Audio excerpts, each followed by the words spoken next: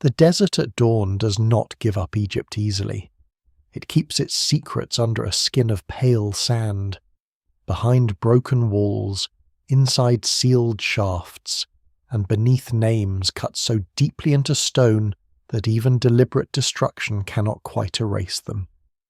Along the Nile, the first light touches ruined temples and half-fallen columns, and for a moment the old world seems less like a vanished civilization than a machine still quietly working beneath the surface of time. Statues stare without eyes. Painted queens raise offerings toward gods whose sanctuaries are gone. Cartouches survive in damaged corners, sometimes complete, sometimes hacked away by later hands that wanted a life, a reign, or a woman's authority to vanish from memory. Egypt is famous for its kings, for the pharaohs who built pyramids, raised obelisks, and carved their faces into cliffs. Yet behind those royal faces, and sometimes beside them, and sometimes in their place, stand women whose power is harder to measure. Because the evidence does not always announce itself plainly. It appears in tomb equipment, in temple reliefs, in seal impressions, in diplomatic letters, in the size of a statue, in the placement of a name, in the strange fact that someone tried very hard to remove it. These are not simply stories of beauty, romance, or palace intrigue, though later imagination often tries to reduce them to that. The queens of ancient Egypt belong to a much deeper problem: how power survives when the record is broken. A king can leave a pyramid, a battle scene, a list of conquered lands. A queen may leave a burial chamber without a body, a throne name written in a form usually reserved for men, a damaged face on a temple wall, or a group of objects that seem ordinary until scholars realize they point towards something far larger. What survives in the record suggests that queenship in Egypt was never a decorative role. It was a structure of legitimacy, a bridge between dynasties, a sacred office, a political weapon, and at certain dangerous moments, a substitute for kingship itself. The evidence remains incomplete, but the fragments are not quiet. They press against the old assumption that Egyptian history is only a procession of male rulers walking from one monument to another. Before we go deeper, take a moment to like the video and subscribe if this is the kind of history and mystery you enjoy. Because the story that follows is not only about the famous names that still echo through museums and documentaries, it is also about women who nearly disappeared. Women known from a handful of stones, women whose tombs were disturbed in antiquity, women whose monuments were reused, women whose reputations were reshaped by enemies, priests, successors, foreign conquerors, and modern myth. Egypt gives the impression of permanence, but its history is full of carefully managed forgetting. Memory here is not passive. It is built, guarded, edited, and sometimes attacked. To understand these queens, the Nile must come first. Egypt is a civilization of a river cutting through desert, a long green corridor where floodwater once decided whether villages would starve or temples would overflow with grain. Each year the inundation renews the black soil, and from that rhythm comes an idea of order so powerful that the Egyptians give it a name Mat, the balance of truth, justice, cosmic stability, and right arrangement. Pharaoh is expected to preserve Mat, but no king stands alone. Royal women occupy the inner architecture of that sacred order. They are mothers of kings, wives of kings, daughters of kings, priestesses, patrons, landholders, ritual partners, and sometimes rulers who step into the very language of Pharaoh. Their authority is often expressed through relationship, but relationship in Egypt is not weakness. It is the grammar of power, A woman's connection to a royal bloodline can decide whether a man is legitimate. Her role in temple ceremony can help bind the throne to the gods. Her body, ancestry, titles, and public image can carry the continuity of the state from one reign to another. This is one reason the queens are so difficult to see clearly.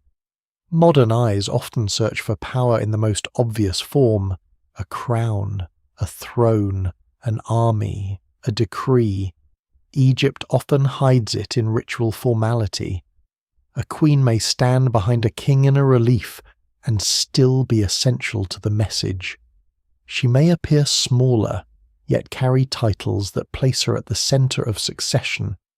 She may never be called pharaoh, yet hold estates, command loyalty, and act as regent while the next ruler is too young to govern. Scholars still debate how far some royal women could act independently, because the surviving evidence rarely records court politics in the way modern historians would like. Egypt loves ceremony more than confession. It preserves the finished image, not the argument that produced it. That is why a slight change in scale, a second cartouche, a royal beard added to a female face, or a queen shown performing an offering can become a major clue. In the museum light, these clues can seem calm. In their own time, they were not. The royal court is a place of controlled danger. Succession is never only a family matter. It is the survival of a dynasty, the wealth of temples, the loyalty of officials, the future of armies, and the approval of gods whose earthly representatives must appear beyond doubt. A queen who bears the next king may become the living hinge of the state. A queen whose son is young may become the hand that steadies the throne. A queen with the right ancestry may transform a fragile claim into a sacred inheritance. And in moments when the male line falters, when invasion, plague, religious upheaval, or political crisis unsettles the court, queens can move from the margins of official art into the center of history. Some of them are still famous. Hatshepsut, the female pharaoh who dresses her authority in the visual language of kingship and leaves one of Egypt's most beautiful temples at Deir el-Bahri. Nefertiti, whose face becomes an icon of elegance while her political reality remains far more complicated and far less certain. Cleopatra VII, remembered through Roman hostility, Renaissance fantasy, cinema, and legend. Even though the real queen is a strategist ruling a wealthy but endangered kingdom at the edge of Roman expansion, yet the famous names can be misleading.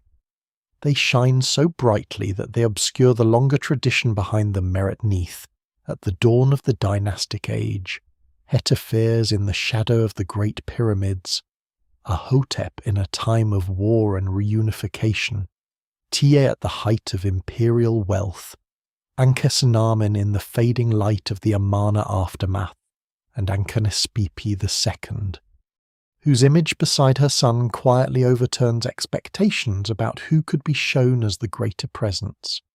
The surprising detail is that some of the most powerful evidence for these women does not come from grand narrative texts, because Egypt rarely gives us those in the way we might wish.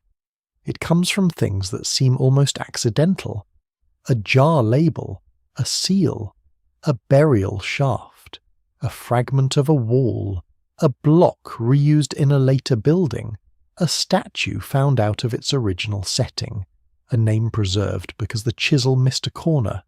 In one case, a queen's burial raises the strange problem of lavish funerary equipment without the expected body. In another, the presence of ancient funerary texts in a queen's pyramid complicates assumptions about who could claim the language of eternity.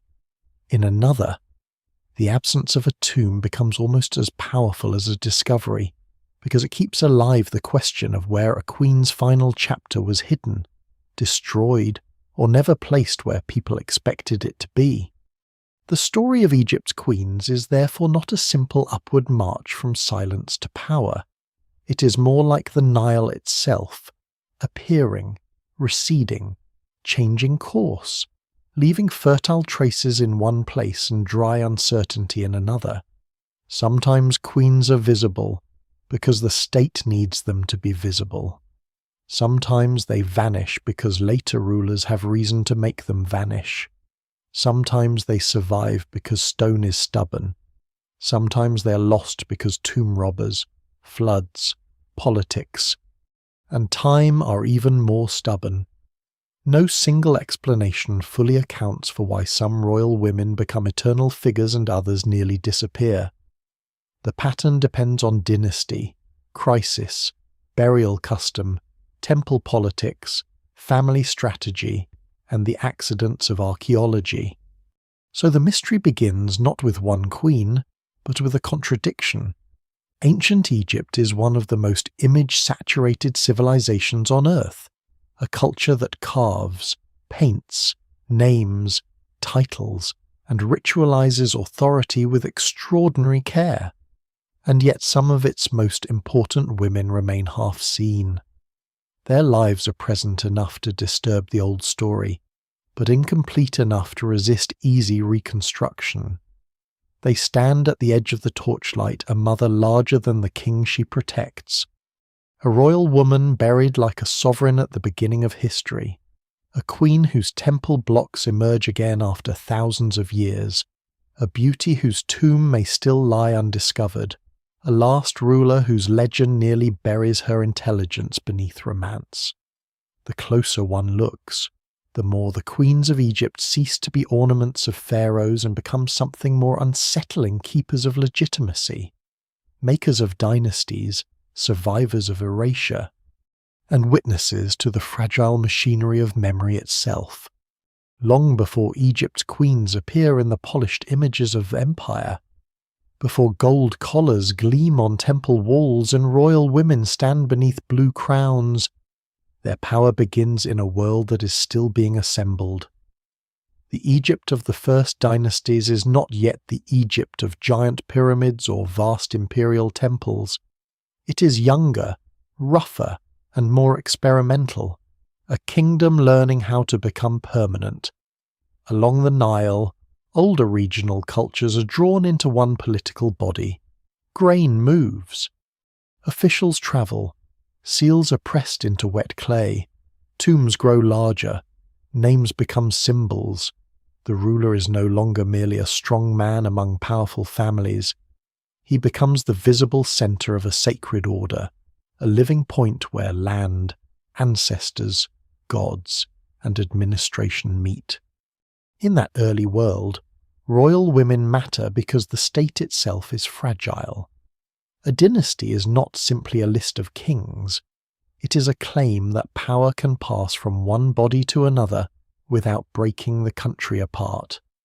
This is where queenship begins to take shape, not as decoration around the throne, but as one of the mechanisms that makes the throne believable. A woman connected to the royal house can carry lineage across uncertainty, link regional elites to the new court, and anchor a child's right to rule in blood as well as ceremony. The evidence remains incomplete, because the earliest dynastic centuries speak through objects more often than through long explanations. But the pattern is clear enough to matter. The old cemeteries at Abydos are among the most haunting places to begin. Here, on the edge of the desert, the first kings of Egypt are buried in tombs that look austere beside later pyramids, yet in their time they represent an enormous concentration of labor, wealth, and sacred ambition. Around them are storage chambers, jars, labels, ceilings, and offerings meant to equip the dead ruler for an afterlife that is already becoming political. Death does not end kingship. It transforms it into ancestry. The buried ruler becomes part of the sacred past that supports the living throne. In such a system, a royal woman's tomb is never just a grave.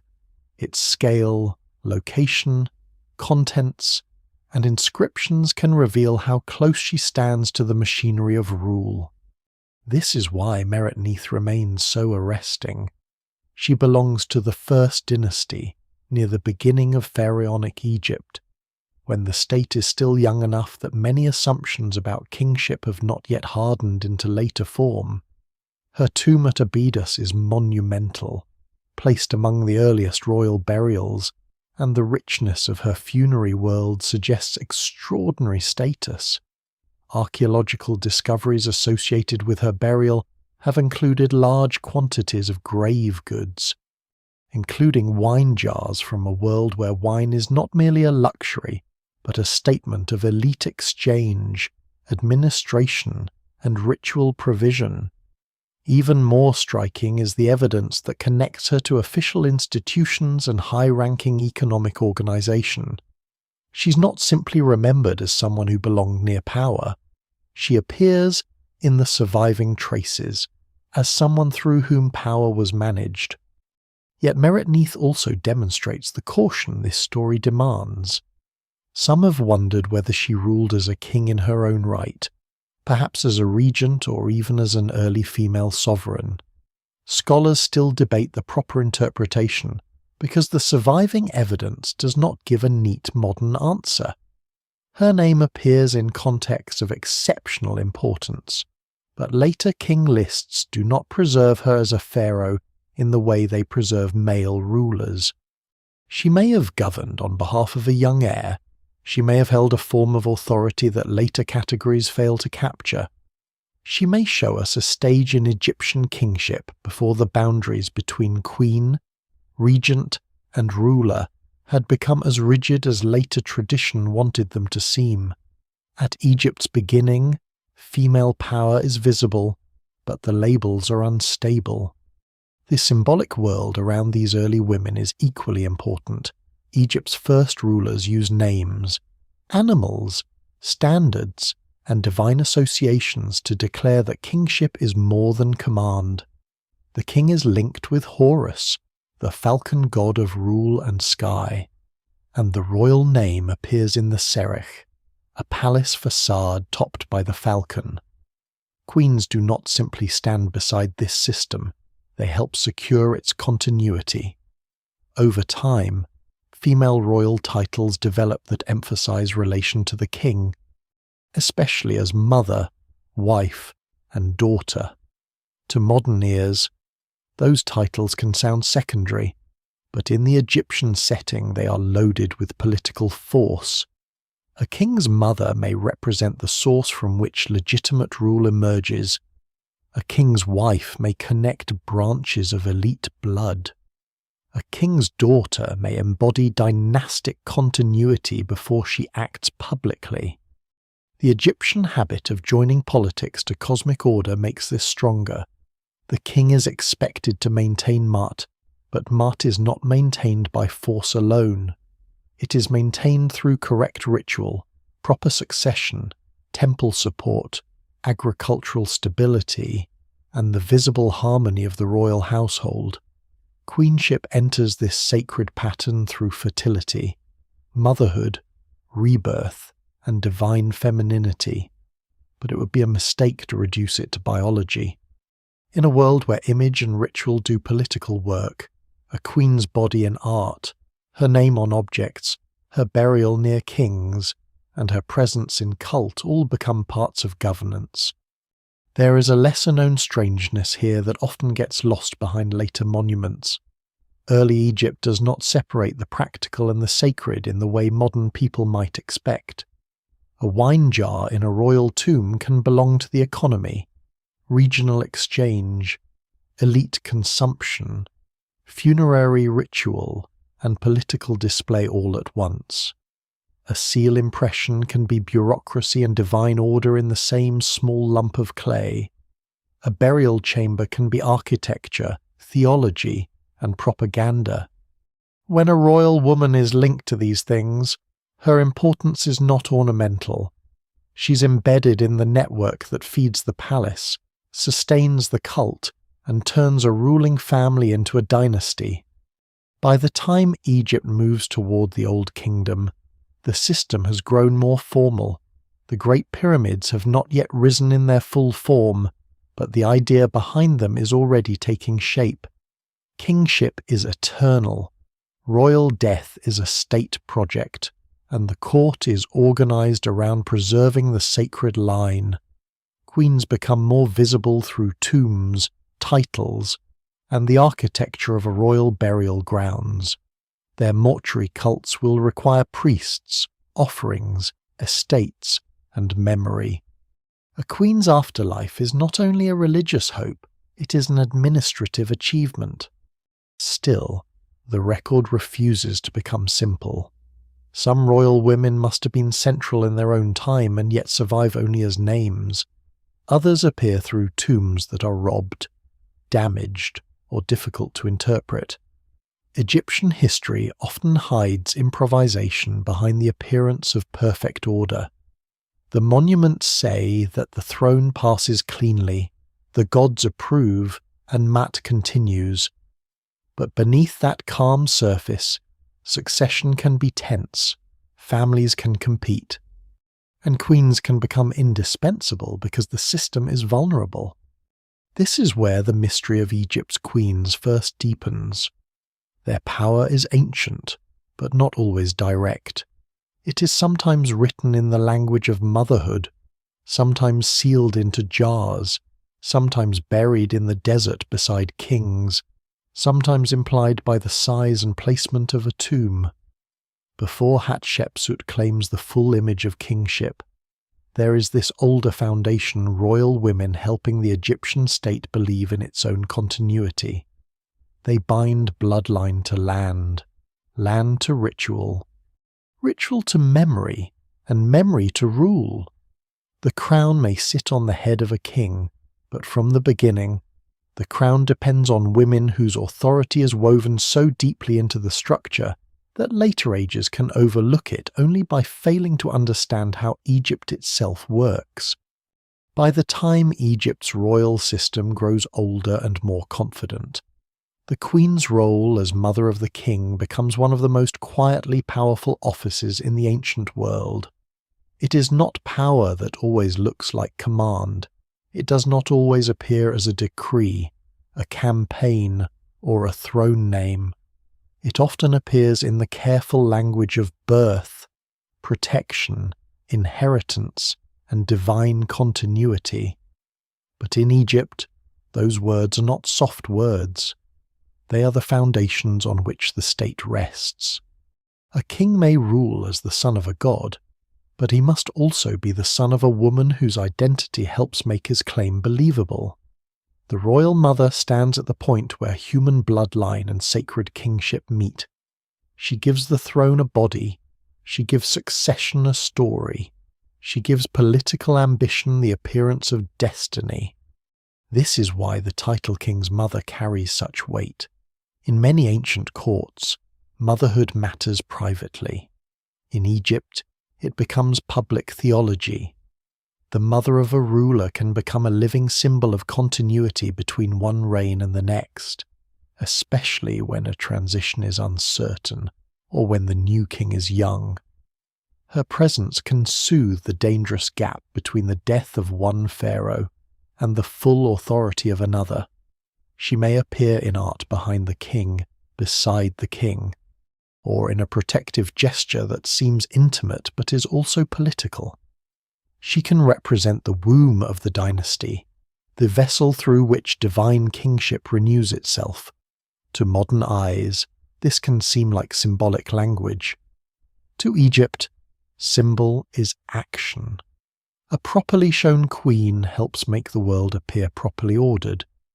The royal court understands this deeply. Succession is one of the most delicate moments in Egyptian history, even when the monuments pretend otherwise. Official inscriptions usually prefer certainty. They do not linger over anxiety. They do not explain every rivalry, every negotiation, every faction of priests, officers, and relatives who might benefit from one heir rather than another. They present the result as if the gods have always intended it. Yet the need for such certainty is itself revealing. A king's legitimacy must be displayed because it can be challenged.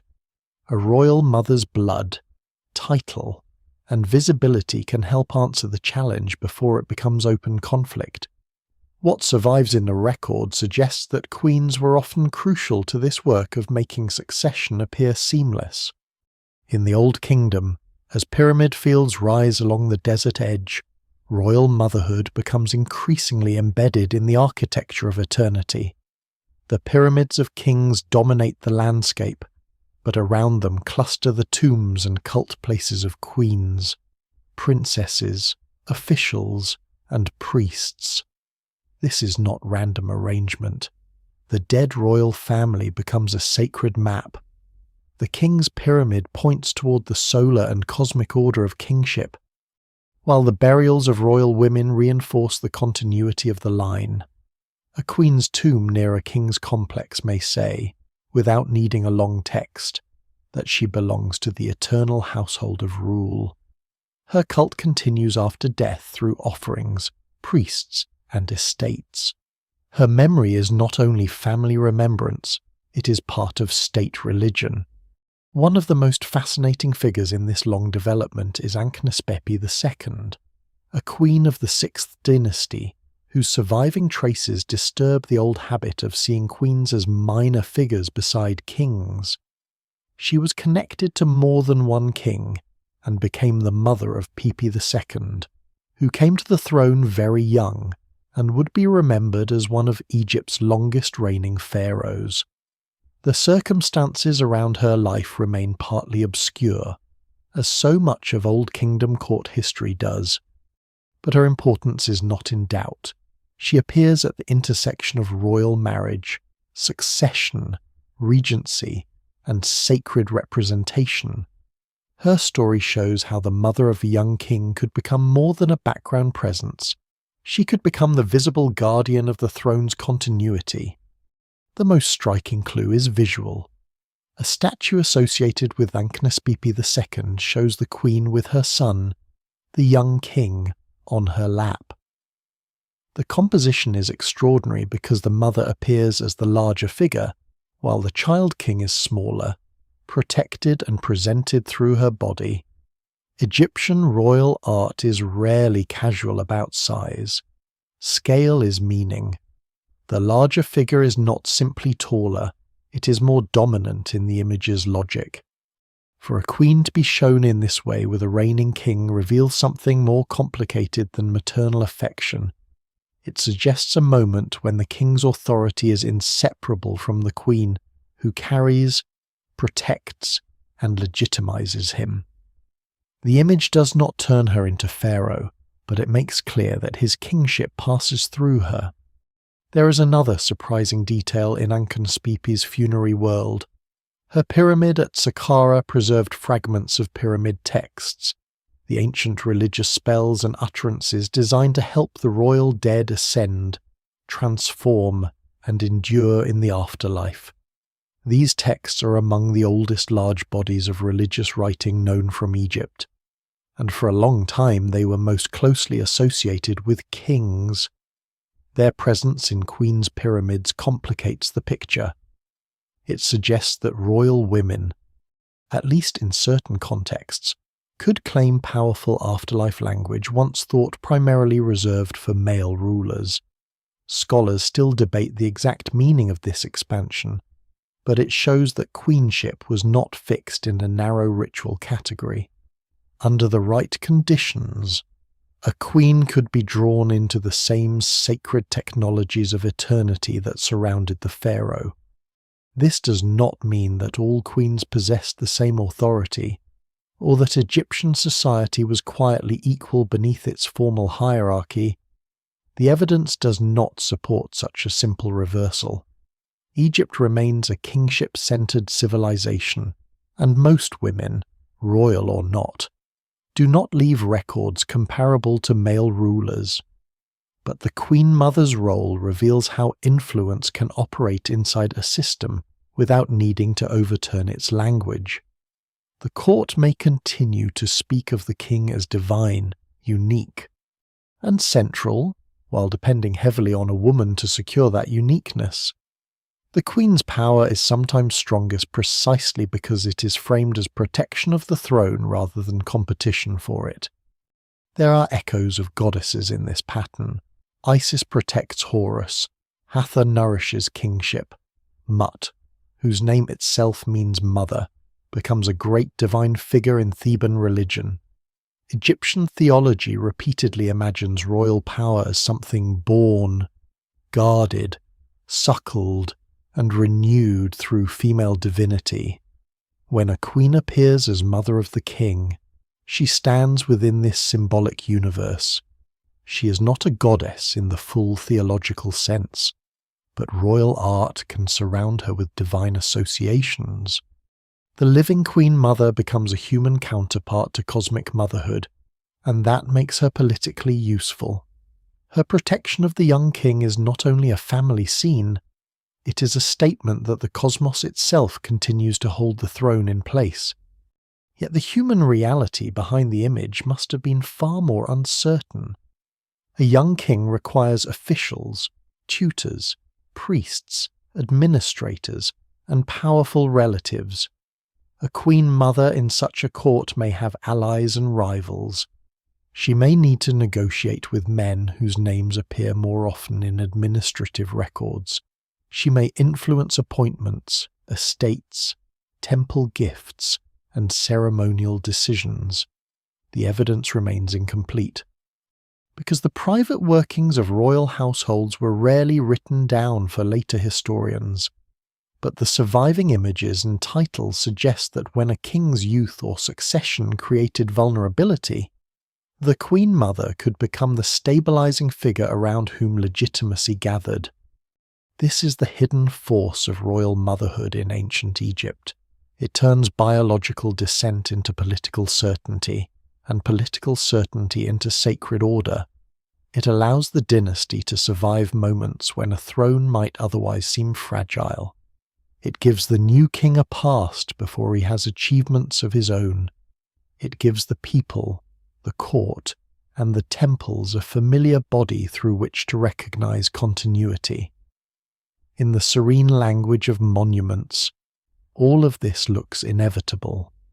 A mother presents her son, a queen sits in dignity, a title is carved, a pyramid receives its texts. But behind that calm surface is one of the great engines of Egyptian history, the ability of royal women to carry the future of kingship at the very moments when kingship itself is not yet strong enough to stand alone. The more Egyptian queens appear in the record, the more another truth begins to emerge. Visibility in ancient Egypt is never innocent.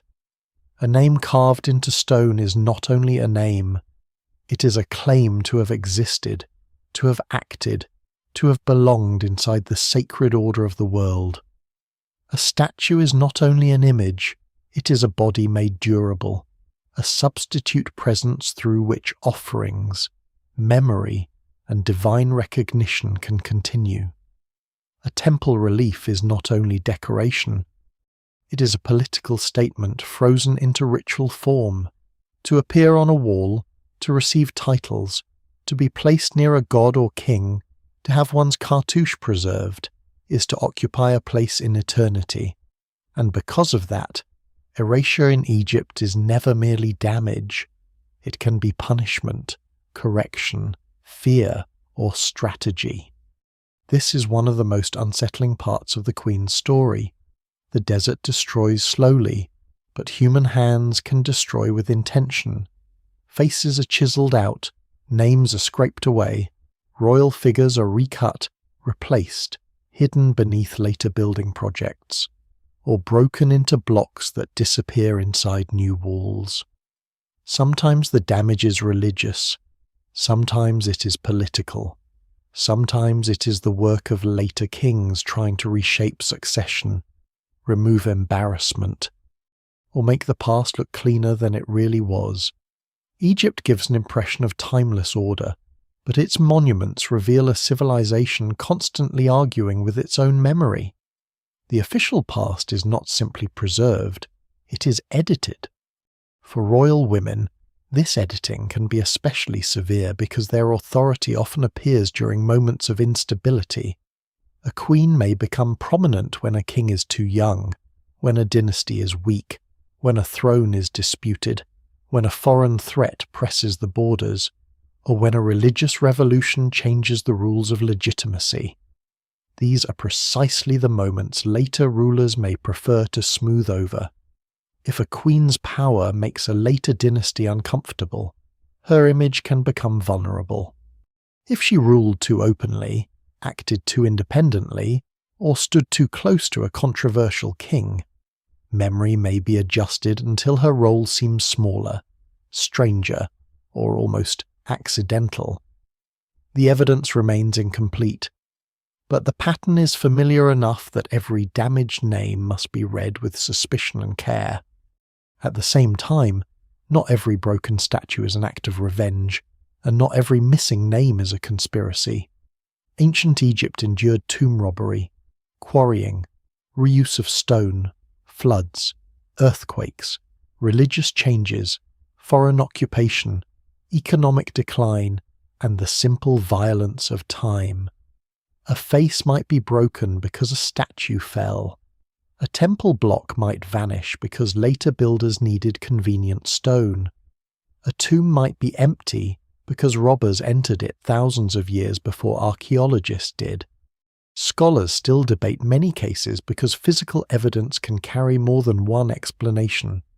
The danger is to turn every absence into drama. The deeper truth is more complicated. Some queens were deliberately suppressed, some were accidentally lost, and some were always recorded in ways that make them difficult for modern people to recognize. Egyptian memory depends on names. To name a person is to sustain them. To remove a name is to threaten their continued existence in the afterlife. This belief gives Egyptian erasure a spiritual force beyond political insult. A royal woman whose names are attacked is not only being removed from history as modern people understand it, she is being denied the rituals of remembrance that help the dead endure. The carved name, repeated offering formula, and visible image act almost like anchors holding a person in the world beyond death. This is why even small surviving fragments matter. A single cartouche can restore a presence that someone tried to silence. A damaged title can reopen a political life. A statue fragment can tell us that a queen stood in a place where later history did not expect her. The Old Kingdom and Middle Kingdom give many examples of royal women whose status must be reconstructed from such fragments. Some are known primarily from tombs, others from offering tables, inscriptions, or titles attached to male relatives. Their lives remain mostly hidden, but the pattern of their titles shows a court in which women were essential to dynastic identity. The repeated phrases king's wife, king's mother, and king's daughter can look formulaic, yet each one is a key to a political structure. These titles define proximity to power, and proximity in a sacred monarchy is never trivial. A woman identified through the king is not necessarily powerless. She may be the reason a king's claim is accepted at all. There is a surprising irony here. The very system that can hide queens behind relationship titles also preserves them through those same titles. A royal woman might not receive a long biography, but a single phrase can reveal that she belonged to the central bloodline. A name beside a title can place her inside a succession puzzle. A burial near a pyramid can suggest rank, even when texts are scarce. Egypt's habit of formal labeling, though frustratingly repetitive, allows historians to reconstruct networks of marriage, descent, and legitimacy across centuries. The queens often survive not through stories, but through official shorthand. Yet when queens step beyond expected shorthand, the record becomes more charged. Hatshepsut's later erasure is the most famous example, though it belongs deeper in the story. Her monuments were not all destroyed immediately, and the campaign against her memory was selective rather than simple rage. Images of her as king were attacked more than images of her as queen. This matters because it suggests that the problem was not merely that she was a woman, but that she had occupied the full visual and ideological role of pharaoh in a way later royal memory needed to manage. Her case teaches a broader lesson. Erasure can be precise. It can target the form of power that later politics finds most inconvenient. Other queens vanish in a quieter way.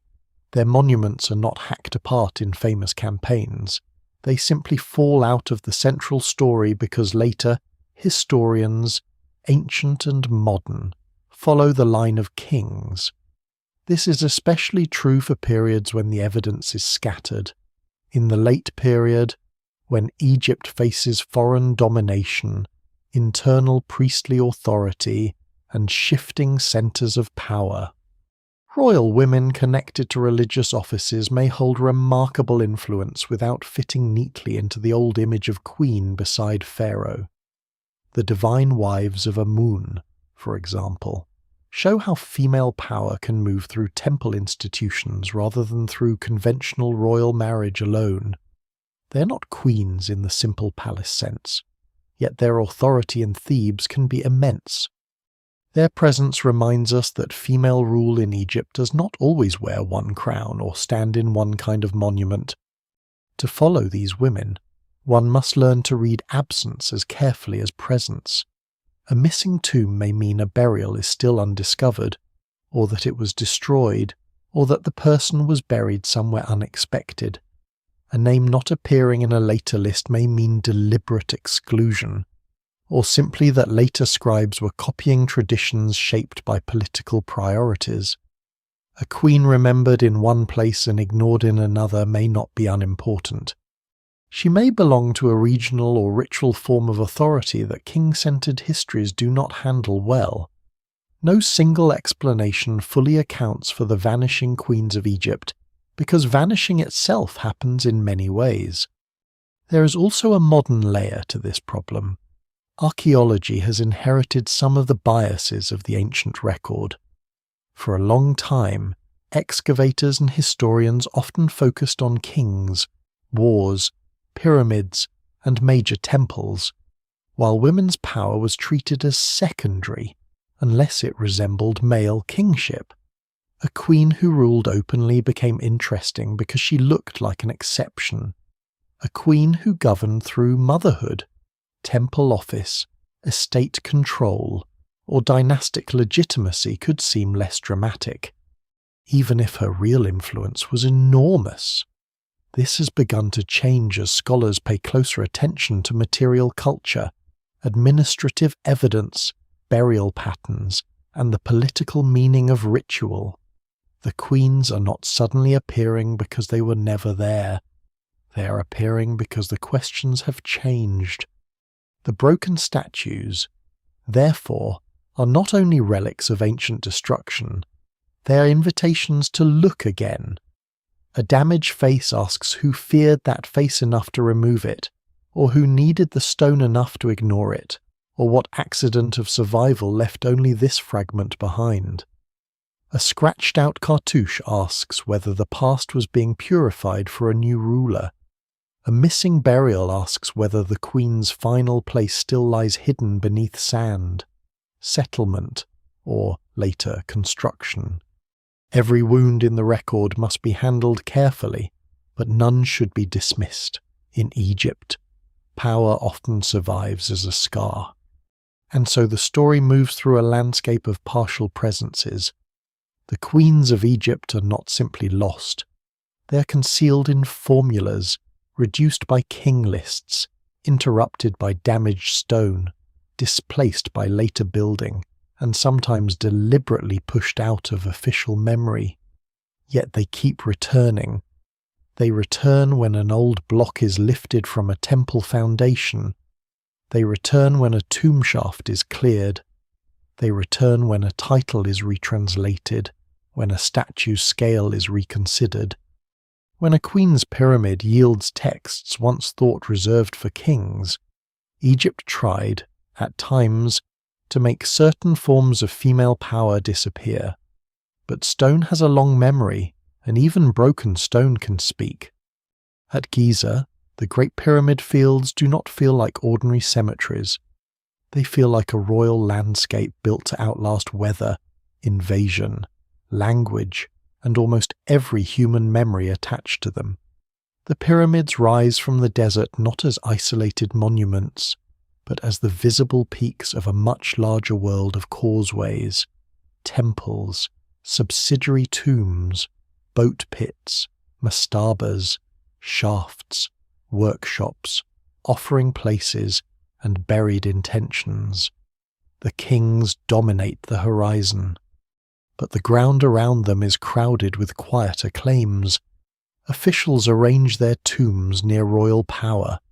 Priests maintain cults for the dead. Royal women occupy spaces close to the center, sometimes in small pyramids, sometimes in hidden chambers, sometimes in burials whose mysteries become almost more revealing than complete answers would have been. Among these, the burial of Queen Hetepheres, the first, remains one of the strangest and most haunting discoveries of the Pyramid Age. Hetepheres stands at the beginning of the Fourth Dynasty's greatest ambition.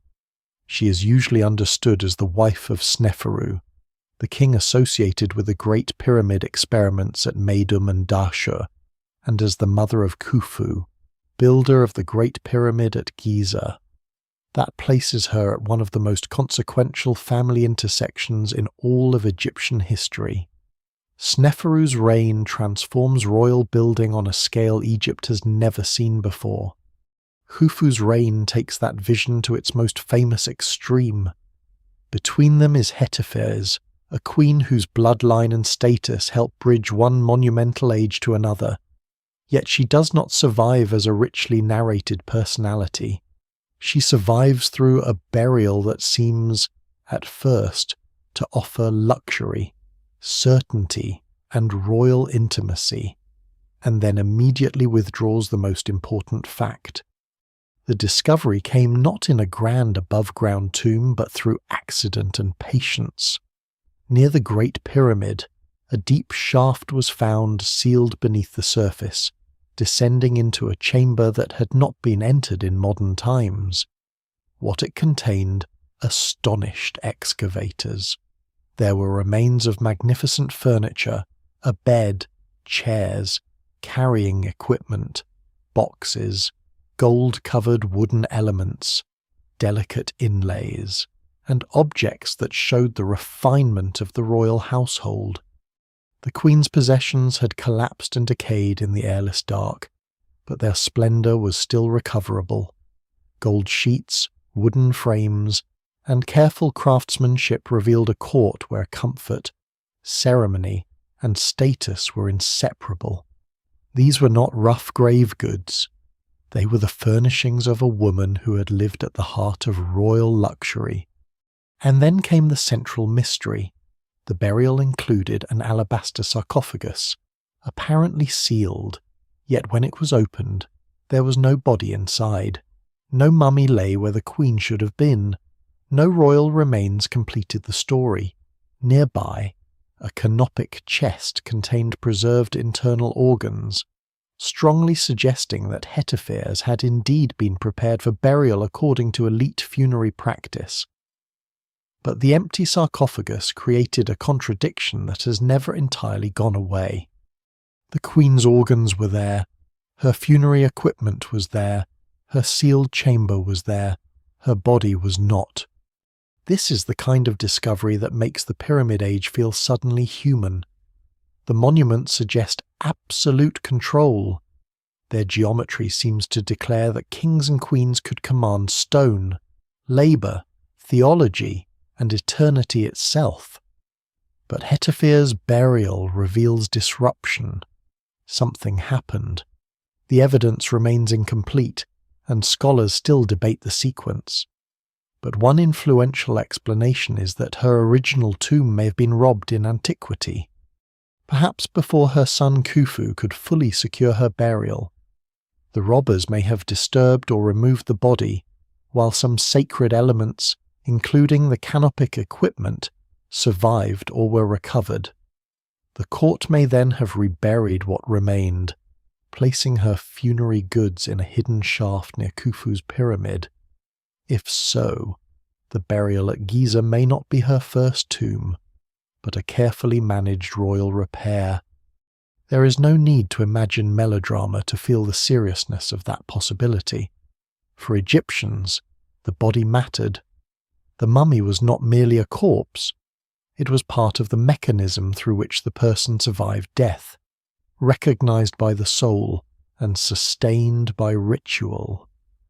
Damage to a royal burial was not only theft, it threatened cosmic and familial order. If Khufu or his officials had to respond to a violation of Hetepheres' tomb, the hidden shaft becomes more than storage. It becomes an emergency solution shaped by grief, piety, politics, and theological urgency. The king who built the largest pyramid in Egypt may also have faced the intimate failure of not being able to restore his mother's body. Yet the mystery can be read in other ways too. Some details of the burial's arrangement are difficult to reconcile neatly. The objects appear to have been placed in the chamber with care, but also in a compressed and unusual setting. The sarcophagus being empty while sealed raises questions about what those involved knew at the time. Did the reburial officials believe the body was inside? Was the sarcophagus sealed symbolically? Was there a lost stage in the burial process that modern archaeology can no longer recover? No single explanation fully accounts for every feature. Hetepheres remains suspended between royal certainty and archaeological unease. Her objects, however, speak with extraordinary clarity about the status of Pyramid-Age queens. The furniture reconstructed from her tomb shows a level of artistry that brings the 4th Dynasty court close enough to touch. Her bed, with elegant supports and gold decoration, evokes a private royal world rarely visible in the stone mass of pyramids. Her carrying chair suggests movement within a ceremonial and administrative environment where rank is physically displayed. Her boxes and vessels point toward a household organized around luxury, storage, ritual, and identity. These things are beautiful, but their beauty is not merely decorative. They represent access to resources, skilled labor, and the royal workshops that served the highest members of the dynasty. Hetepheres' burial also reminds us that queens of the Pyramid Age occupied a strange double position. They stood near the most powerful men in the world, yet much of their authority was expressed through family connection. Hetepheres matters because she is a royal wife and royal mother. But those titles do not make her passive. They place her at the point where dynastic continuity is produced. Through her, the reign of Sneferu connects to the reign of Khufu. Through her, a political lineage becomes a sacred family narrative, even if no inscription gives us her voice. The scale of concern surrounding her burial suggests that her posthumous security mattered deeply to the state. There is also something revealing in the contrast between her hidden chamber and the enormous pyramid nearby. Khufu's monument overwhelms the landscape. Hetepheres' burial hides below it like a secret folded into the sand. One is meant to be seen from miles away. The other was meant not to be seen at all. Yet the hidden burial may tell us more about royal vulnerability than the pyramid does. The Great Pyramid announces success. The shaft of Hetepheres preserves anxiety. Together they show the Pyramid Age not as a world of perfect confidence, but as a world where even the most powerful dynasty had to confront loss, robbery, uncertainty, and the limits of control. This is the deeper value of Hetepheres' mystery. It changes the emotional texture of the Old Kingdom. The Pyramid Age is often imagined as cold stone and mathematical certainty, but her tomb brings in wood, fabric, gold leaf, furniture, vanished flesh, and a missing body that no monument can explain away. It reveals queens not only as symbols beside kings, but as people whose burials required planning, whose afterlives required protection, and whose loss could disturb the royal household at its highest level. What survives in the record suggests that royal women were woven into the very architecture of eternity, even when their own final resting places became confused, hidden, or broken. At Giza, the desert still keeps most of its silence. The pyramids draw the eye upward, toward perfect lines and impossible labour, but Hetepheres pulls the story downward into a sealed shaft where certainty disappears. Her name survives, her treasures survive, her organs survive, her body does not.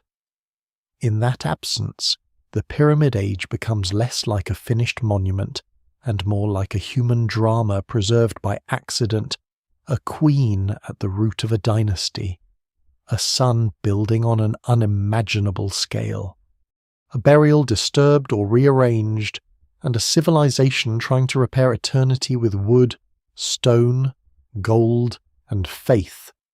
The Pyramid Age looks, from a distance, like the purest expression of royal confidence Egypt ever achieved. Stone rises in clean geometry from the desert edge. Causeways run between valley temples and mortuary complexes. The king's body is drawn into a cosmic architecture of ascent, rebirth, and solar eternity. Around the royal pyramids, lesser tombs gather like a court frozen forever in limestone. It is easy to look at this world and imagine a state without hesitation. A civilization so certain of itself that it could turn mountains into monuments. Yet the closer one comes to the late Old Kingdom, the more that certainty begins to tremble. The pyramids still stand, but their meanings begin to shift. The king is still divine, but his power must share space with growing institutions, temple estates, provincial officials, and royal women whose own mortuary worlds become increasingly elaborate. The surface remains orderly. Beneath it, Egypt is changing. Queens lived inside this transformation. They were surrounded by immense wealth, but also by the obligations that wealth created. A royal burial was not a single event.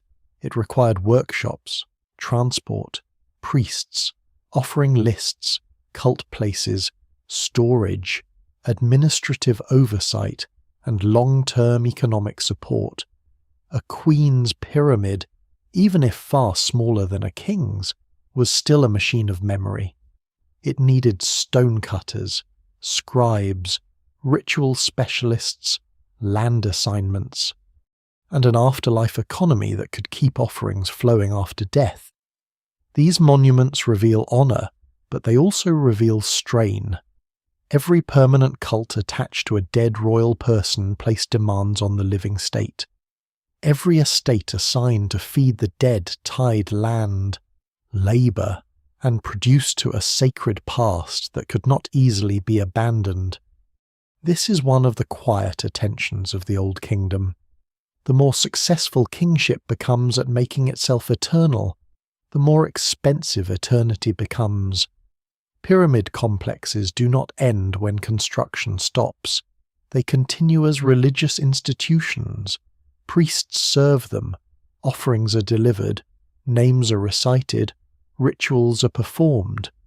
The dead king remains politically present, and by extension, the royal family surrounding him remains woven into a growing landscape of obligations.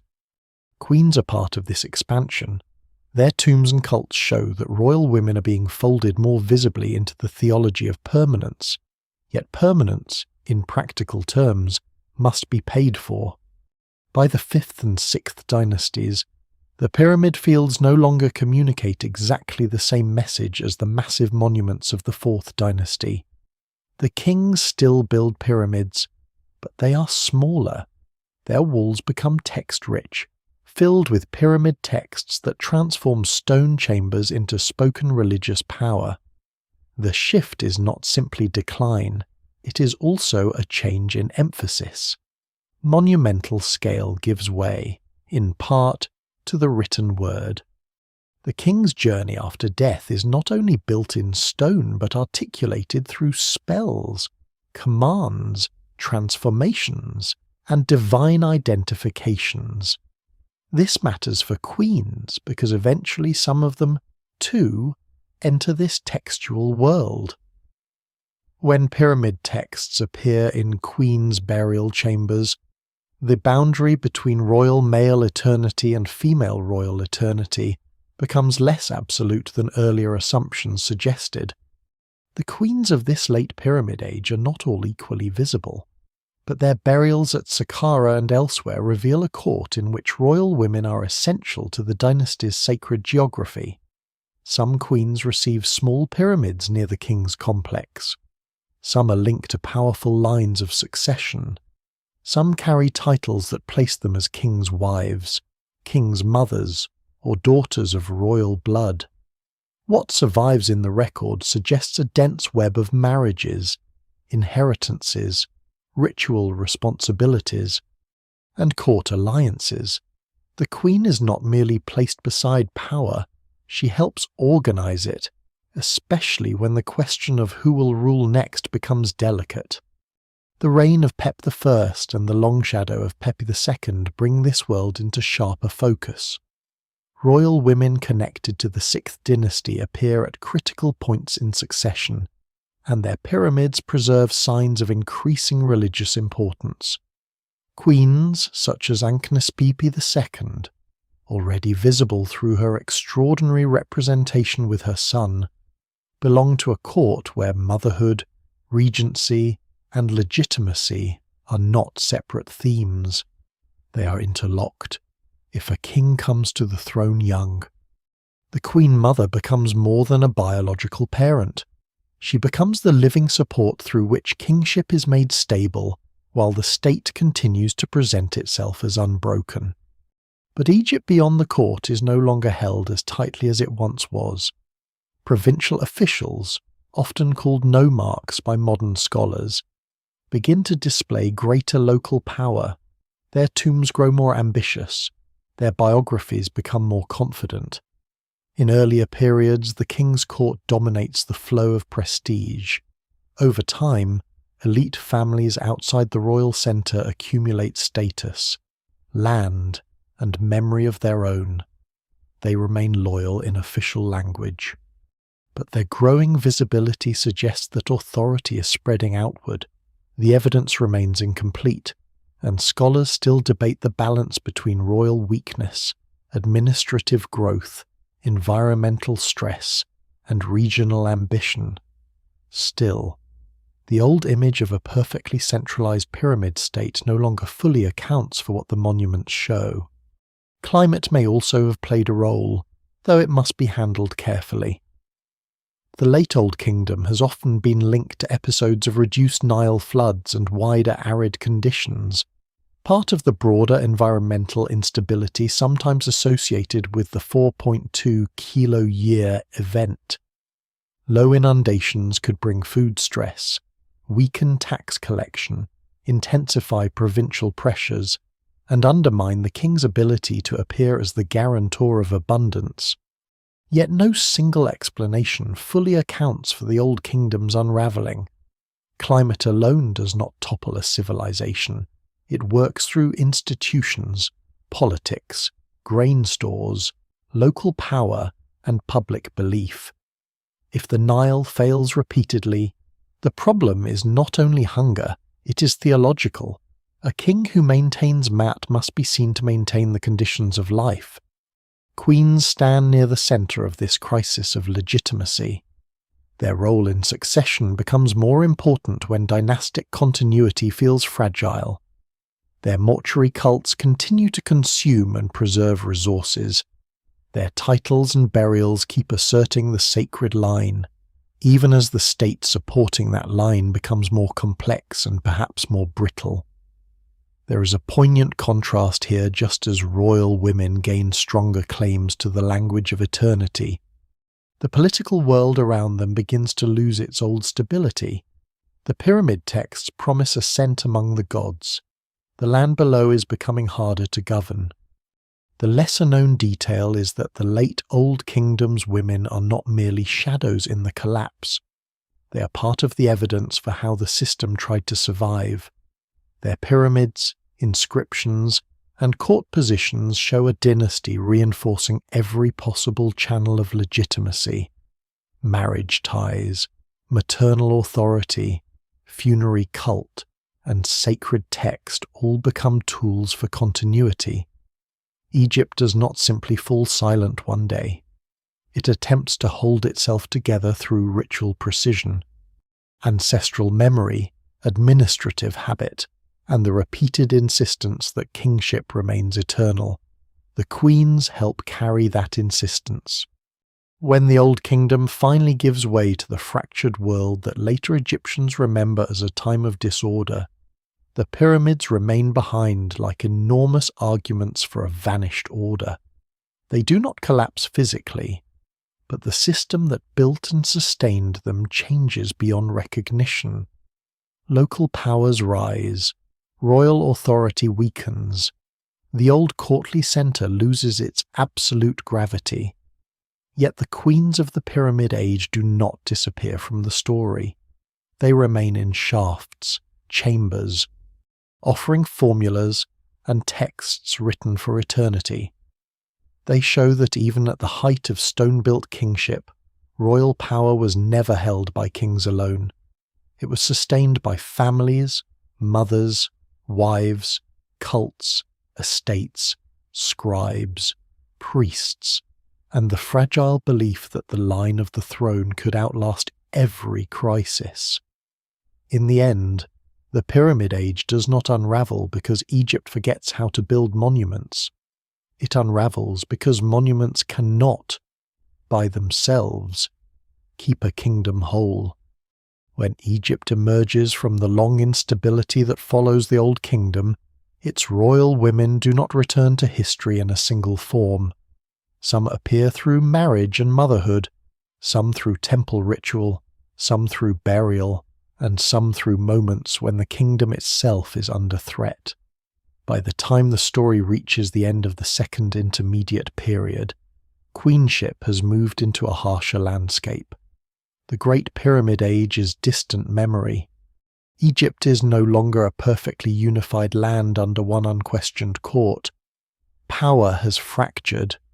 Foreign rulers known as the Hyksos hold the north from the delta. Native Egyptian rulers remain in the south, centered around Thebes, looking toward a future in which the country might be reunited. In this world, queens are not merely guardians of lineage. They stand near war, diplomacy, dynastic survival, and the dangerous work of turning a divided land back into a kingdom. The Theban court of this period is smaller than the great royal machine of the Old Kingdom, but it has a fierce intensity. It rules from the south, under pressure, surrounded by older traditions and newer threats. The Nile still binds the country physically, yet politically Egypt is split. The Hyksos rulers bring influences from Western Asia and control rich northern territory, while Theban kings claim the old Egyptian inheritance and gradually push toward reunification. Official memory will later turn this struggle into a heroic national restoration, though the real history is more complex. The Hyksos are not simply invaders in the crude sense that later propaganda suggests. They are rulers embedded in Egypt, using Egyptian titles, Egyptian administration, and Egyptian royal language. Still, for the Theban dynasty, their presence represents a wound in the idea of unified kingship. To restore Egypt is not just to win land, it is to restore Maat.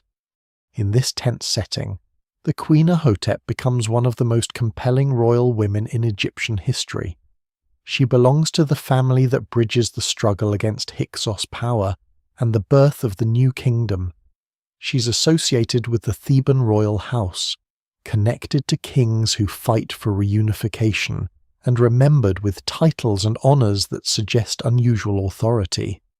The evidence remains incomplete, and scholars still debate the precise details of her life, her burial, and the full meaning of the objects connected with her. Yet the surviving record leaves a strong impression. Ahhotep is not a passive figure preserved only because she gave birth to kings. She's remembered as a stabilizing force during a time when the throne itself is exposed to danger. Her funerary equipment has long fascinated historians because it contains objects associated with military valor and royal reward. Among the treasures linked to her are ceremonial weapons, including axes and daggers, along with golden flies, a decoration often interpreted as a military honor. These are not the usual objects modern imagination expects around a queen, especially one remembered through later, softened ideas of palace life. They suggest a woman whose memory is tied to the defense of the dynasty, and perhaps to the morale of the Theban state. Whether Ahhotep personally directed troops in any modern military sense is uncertain, and it would be careless to turn symbolism into a simple battlefield scene. But the Egyptians themselves associated her with strength, protection, and the preservation of royal order during crisis. That alone is significant. There is a famous inscription associated with her memory that praises her for caring for Egypt, looking after its soldiers, bringing back fugitives, and pacifying the south. The exact interpretation of such royal praise must be handled cautiously, because Egyptian monumental language often idealizes its subjects. Yet even idealization reveals what a society considered plausible and honorable. Ahhotep is praised not merely as beautiful, fertile, or obedient, but as a force of political and military stabilization. She is presented as someone who helps hold the country together when masculine kingship is under strain. In that sense, she belongs to the same long pattern seen earlier in the queen mothers of the Old Kingdom, but under far more urgent conditions. Where Ankhnespepy protects a young king and a fragile succession, Ahhotep helps protect a dynasty struggling to reclaim a divided land. The image of warrior queenship in Egypt can be easily exaggerated, because modern audiences often want sharp categories. Either a woman is a hidden domestic figure, or she is a sword-bearing ruler on the battlefield. Ancient evidence rarely works so neatly. Ahhotep's power likely operates through a combination of royal motherhood, court leadership, ritual status, political authority, and symbolic association with military restoration. She may have acted during periods when male rulers were absent, dead, campaigning, or too vulnerable to hold the entire structure alone. She may have helped maintain loyalty among elites, support the army, and preserve Theban legitimacy while the war against the Hyksos continued across more than one reign. What survives in the record suggests a queen whose authority becomes visible because crisis makes it necessary. This is one of the great recurring laws of Egyptian queenship. Danger reveals what stability conceals. When the state is secure, queens can be shown in formal relation to the king, their influence hidden behind ritual balance. But when the state is threatened, the deeper functions of queenship become more visible. Royal women can bind factions, secure succession, protect young heirs, embody continuity, and stand as living proof that the dynasty has not broken. Their power does not always need to imitate male kingship. Sometimes it works because it preserves the conditions under which kingship can continue at all. Ahhotep also prepares the way for one of the most powerful families in Egyptian history. The reunification struggle leads into the 18th dynasty, the beginning of the new kingdom when Egypt transforms from a restored kingdom into an empire. Thebes rises. Amun becomes central to royal ideology. Armies push beyond Egypt's traditional borders. Wealth flows in from campaigns, tribute, trade, and temple endowments. The royal women of this new age inherit not only the old titles of king's wife and king's mother, but an expanded religious and political world. The queen is no longer only part of a Nile-bound court. She can now stand within an imperial system that reaches into Nubia, the Levant, and the Mediterranean imagination. This transition is crucial because the new kingdom produces some of Egypt's most famous and controversial queens. It produces women whose images are carved with unprecedented confidence, whose titles reach into powerful temple offices, whose names appear in diplomacy, whose monuments survive on a grand scale, and whose memory later becomes contested. Ahhotep stands near the threshold of that world. She does not yet become Hatshepsut, taking the throne as pharaoh. She does not become Tiye. Visible in an international court of dazzling wealth, she does not become Nefertiti, inseparable from one of Egypt's most radical religious experiments, but she helps make their world possible by belonging to the generation that restores the state. There is something deeply Egyptian in the way her story joins motherhood to defense. The queen as protector is not a contradiction. It echoes older divine patterns, especially the fierce side of goddesses who guard kingship, repel chaos, and defend sacred order. Egyptian femininity in royal ideology is never only gentle fertility. It can be solar, dangerous, vigilant, and martial when Mat is threatened. Goddesses such as Sekhmet and Wadjet show that protection can have a fierce face. A queen associated with defense does not step outside Egyptian thought. She enters one of its strongest symbolic currents. Still, Ahhotep remains partly hidden. Her exact biography cannot be reconstructed in full. The placement and identification of objects connected to her have been discussed for generations. The family relationships of the late 17th and early 18th dynasties are complex, with repeated names and overlapping titles that make certainty difficult. The evidence remains incomplete, and this incompleteness should not be smoothed away. But the larger meaning holds. In the age when Egypt fights to become whole again, a queen's memory is preserved through language and objects of defense, command, and restoration. From the quiet shaft of Hetepheres to the charged world of Ahhotep, the queen's story has changed atmosphere. The mystery is no longer only a missing body beneath Giza or a name preserved in a tomb. It is a kingdom under pressure, a royal house fighting for continuity, and a woman remembered not simply because she belongs to kings, but because she helps hold the possibility of kingship together. The Nile has carried Egypt from pyramid stone into war and renewal. The old kingdom of pyramids is gone, but the deeper structure remains when the throne becomes vulnerable. The queens step closer to the center, and in the fierce light before the new kingdom dawns, Ahhotep's presence shows that royal women are not waiting at the edge of history. They are already helping decide whether Egypt itself will survive as one land. From the world of Ahhotep and royal restoration, Egypt enters the new kingdom with a memory of danger still alive beneath its triumph. The country is whole again, but wholeness has been won, not inherited.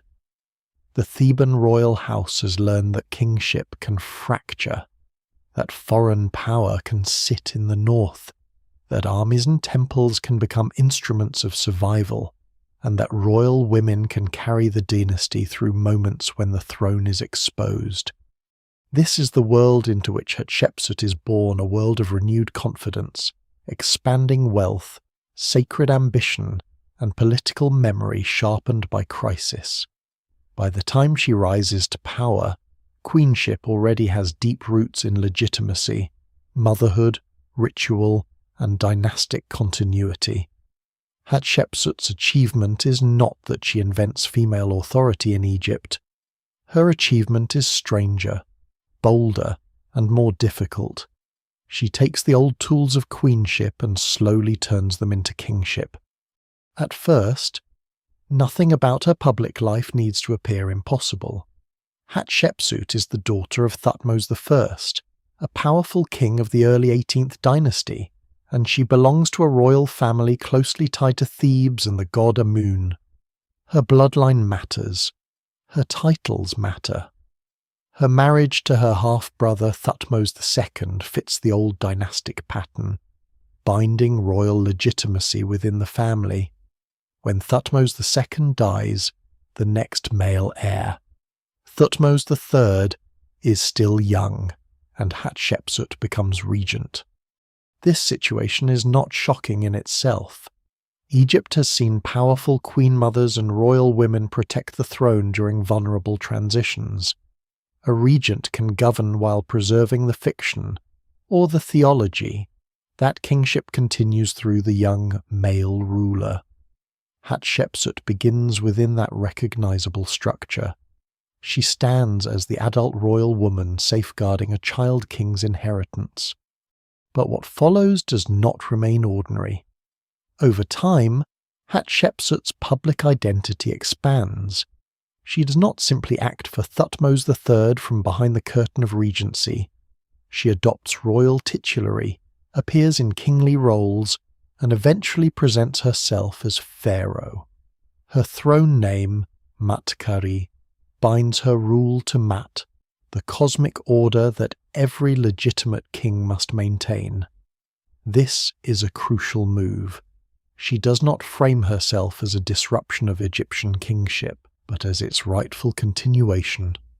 The language around her reign does not announce rebellion against tradition. It insists on tradition with extraordinary care. Hatshepsut becomes radical by sounding ancient. The problem she faces is not only political, it is visual, theological, and grammatical. Egyptian kingship has a body in art. It has crowns, poses, garments, false beards, ritual gestures, and divine scenes that have been developed over centuries around male rulers. If Hatshepsut is to rule as pharaoh, she must inhabit this visual language without making the system collapse into contradiction. Her monuments show this process unfolding with remarkable subtlety. In some images, she appears with feminine features and queenly forms. In others, she wears the regalia of a king. Sometimes the inscriptions use feminine grammatical forms.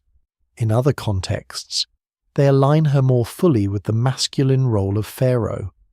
This does not mean the Egyptians were confused about her sex. They knew who she was. The complexity lies in the office.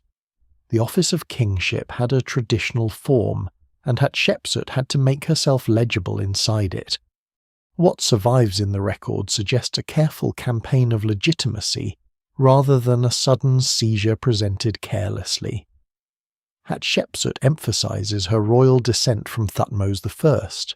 She ties herself to Amun, whose priesthood and temple economy are rising in importance. She presents her rule as divinely intended, not politically improvised. One of the most important themes in her monuments is the idea that Amun himself chose her for kingship. This divine birth and selection ideology is not random decoration. It addresses the central vulnerability of her reign. A female pharaoh must prove not merely that she can govern, but that the gods recognize her as the proper holder of a traditionally male office. If Amun wills it, then resistance becomes not just political disagreement, but disorder. There is a lesser-known but revealing detail in this transformation. Hatshepsut does not erase Thutmose III. He remains present. His reign is not simply cancelled while she rules. In many official contexts, the two are associated, and he later becomes one of Egypt's great warrior pharaohs. This makes the situation more complicated than a simple story of a woman stealing a throne from a boy. Hatshepsut's rule operates within a co-regency or overlapping kingship framework that scholars still examine carefully. The evidence remains incomplete, and historians continue to debate the exact pace of her rise, the degree of opposition she faced, and how power was negotiated between her court and the young Thutmose III's supporters. But the monuments show that Hatshepsut did not present herself as a temporary caretaker forever. She became the central royal actor. Her success depends heavily on elite support. No pharaoh rules through image alone. Behind the serene carvings are officials, priests, administrators, architects, treasurers, scribes, and military men who keep the state functioning. Hatshepsut's reign is associated with capable figures, including Senenmut, a powerful official whose career rises dramatically and whose closeness to the queen has provoked centuries of speculation. Much of that speculation goes beyond the evidence, and caution is necessary. What matters more securely is that Hatshepsut's government was administratively strong enough to build, trade, restore temples, and project stability. A female pharaoh could not have sustained such a reign by symbolism alone.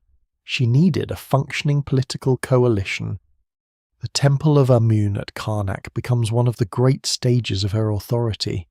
There, Hatshepsut contributes monuments that place her inside the sacred heart of Theban kingship.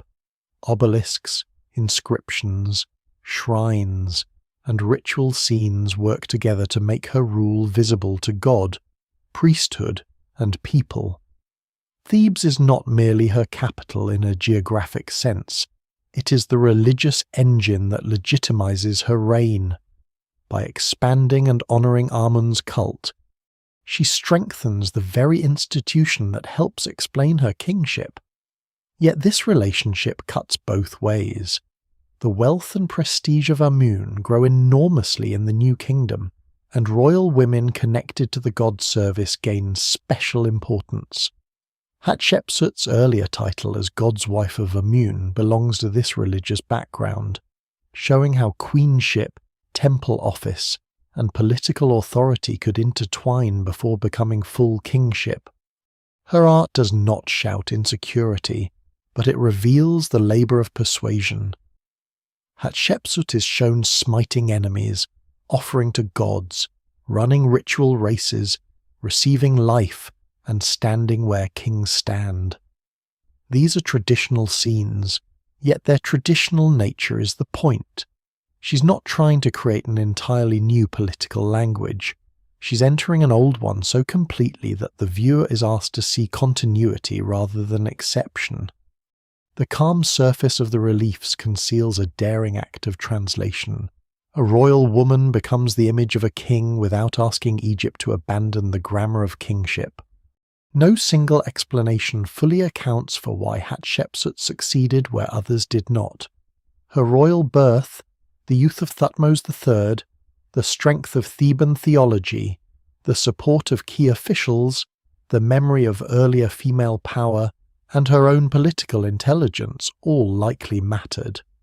She appears at a rare intersection where queenship's older functions can expand into something more absolute. She's royal daughter, royal wife, regent, priestly figure, and finally pharaoh. Each role prepares the next, until the boundary that seemed firm from a distance becomes passable. This is why Hatshepsut marks a turning point in the long story of Egypt's queens. With Meret-Neith, power is early and difficult to label. With Hetepheres, queenship is buried in the intimate machinery of dynasty. With Ahhotep, it becomes visible through crisis and restoration. With Hatshepsut, it steps into the full sunlight of pharaonic ideology. She does not merely stand beside the throne or protect it for another. She sits inside its sacred image and makes that image answer to her. The result is one of the most remarkable reigns in ancient history, not because it is an exception floating outside Egypt's traditions, but because it proves how flexible those traditions could become when ambition, theology, and political necessity move together. Hatshepsut's kingship is most powerful when it stops looking like an argument and begins to look like the natural order of Egypt. That is the great achievement of her reign. She does not leave behind a record full of defensive explanations, as though she is constantly apologizing for occupying the throne. Instead, she covers Egypt in the calm language of permanence. She builds, she restores, she sends expeditions, she honors Amun. She places her image in the ritual positions of kingship so often and with such confidence that the viewer is invited to forget the tension that made the whole performance necessary. Her rule becomes not a temporary emergency, but a sacred fact carved into stone. The most famous monument of that fact rises at Deir el-Bahari, on the west bank of the Nile, where the cliffs of Thebes form a natural wall of pale limestone behind the royal mortuary temples. Hatshepsut's temple, known today as Djeser-Djeseru, the Holy of Holies, does not dominate by mass in the way a pyramid does. It dominates by harmony. Terraces step upward toward the cliff. Colonnades stretch in elegant horizontal lines. Ramps guide the eye and body toward the sanctuary. The building seems less like an object placed against the landscape than a human-made extension of the mountain itself. It is one of the most beautiful political statements in Egyptian history, and its beauty is part of its power. Deir el-Bahari tells the viewer what Hatshepsut wants Egypt to know. She is chosen by Amun. She belongs to the royal line. She performs the rituals of a legitimate king. She brings prosperity. She renews temples and opens routes to distant lands. The temple is not a private memorial in the modern sense. It is a machine of royal theology, designed to keep her name, image, and divine relationship active beyond death. On its walls, scenes of divine birth and coronation make her kingship appear planned from the beginning of time. This is not biography as modern people understand it. It is sacred persuasion. The evidence remains incomplete when it comes to the private calculations behind these scenes, but the public message is unmistakable. Hatshepsut is not an interruption in kingship. She is kingship properly fulfilled. One of the most vivid parts of her temple is the record of the expedition to Punt. Punt had long occupied a special place in Egyptian imagination, a distant land associated with incense, exotic goods, sacred fragrance, trees, animals, and luxury materials that connected Egypt to a wider world. Hatshepsut's reliefs show ships, cargo, people, and the famous myrrh trees brought back alive, roots packed for transport so they could be planted in Egyptian soil. The detail is extraordinary because it turns foreign trade into a ritual triumph.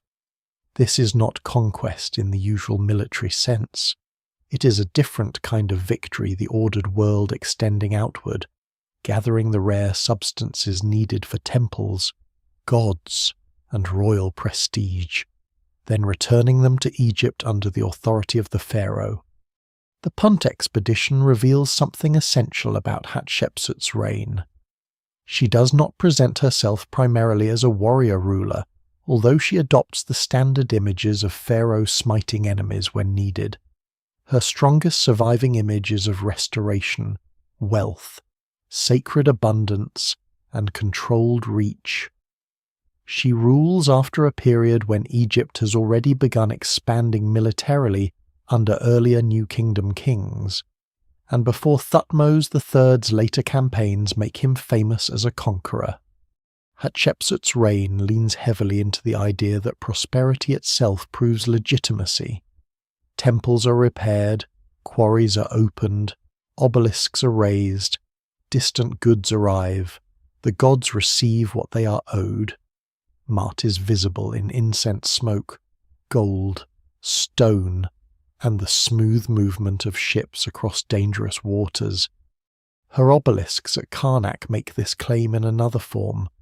Obelisks are solar monuments, stone rays connecting earth and sky, and Hatshepsuts were among the most ambitious of their age.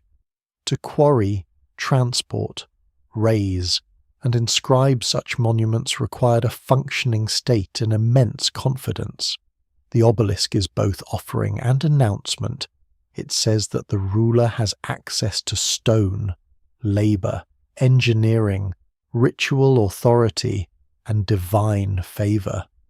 In Hatshepsut's case, the message is sharpened by her unusual position. Every great stone she raises makes her rule harder to dismiss as an accident. Every inscription binds her name more deeply to Amun's temple. Every monument increases the cost of forgetting her. This is why the later attack on her memory is so revealing. Hatshepsut was not erased because she failed. She was attacked because she had succeeded too visibly. After her death, Thutmose III eventually ruled alone and became one of Egypt's most formidable military pharaohs. For many years, Hatshepsut's monuments remained largely intact, which is important. The campaign against her memory does not seem to have been an immediate explosion of personal hatred. It appears to have occurred later in Thutmose III's reign, and it was selective. Images and names of Hatshepsut as king were more likely to be targeted than those representing her in more conventional queenly roles. This suggests a political and ideological purpose to restore a cleaner line of male succession, to reduce the awkward memory of a woman who had occupied the full pharaonic office, and perhaps to protect the legitimacy of Thutmose III's own heir. The erasure itself was not always complete. In some places, her image was chiselled away. In others, her name was replaced. Statues were smashed and buried. Reliefs were damaged. Yet the destruction often failed to achieve true disappearance. It created scars, and scars are evidence. The hacked outlines of Hatshepsut's figures reveal where she once stood. Broken statues preserve enough form to identify her. Buried fragments survived precisely because they were discarded rather than ground into dust. Later builders reused blocks, and modern archaeologists have recovered pieces that allow her presence to return. The attempt to erase Hatshepsut became, over time, one of the reasons she's so fascinating. Recent discoveries around her temple landscape continue to show how much of that royal world remains recoverable. Blocks, foundations, inscriptions, and fragments from the Theban West Bank have kept emerging, offering new glimpses of the scale and decoration of her building program. These finds do not overturn the basic story of her reign, but they deepen it. They remind us that Hatshepsut's monuments were not isolated masterpieces floating outside history. They belong to a dense sacred landscape of temples, officials, workers, processional routes, earlier royal memories, and later interventions. Her reign was built into the ground as well as carved on walls. The figure of Senenmut also belongs to this landscape, though he must be handled carefully. He was one of Hatshepsut's most prominent officials, associated with major projects and with the royal household. His career rose to extraordinary heights, and his monuments and titles reveal a man trusted with serious responsibility. Later imagination has often turned him into a romantic figure, but the evidence does not require that story. The more historically grounded point is stronger. Hatshepsut's reign depended on a highly capable administrative network. A ruler who could not command elite cooperation could not build Deir el-Bahari, organize expeditions, raise obelisks, or sustain a long public kingship. Senenmut's prominence shows the machinery beneath the magnificence.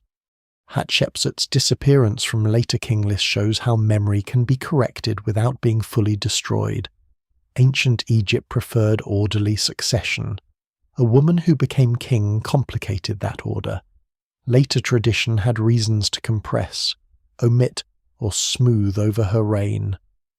But archaeology is not bound by those ancient preferences. Stone fragments, temple walls, statues, and inscriptions have rebuilt what official memory tried to simplify. The queen who became king returned not because Egypt preserved her story generously, but because it failed to erase her completely. Her legacy is therefore double. In life, she proved that the office of pharaoh could be occupied by a woman if theology, bloodline, political timing, and elite support aligned. In death, she proved that erasure is not the same as oblivion. The chisels came for her names and images, but the monuments had already done their work too deeply. Deir el-Bahari still faces the morning light. The terraces still rise toward the cliffs. The story of Punt still carries ships across painted water. And in the damaged spaces where her figure was cut away, Hatshepsut remains present as one of ancient Egypt's most powerful absences. After Hatshepsut, the question of female power in Egypt cannot return to innocence.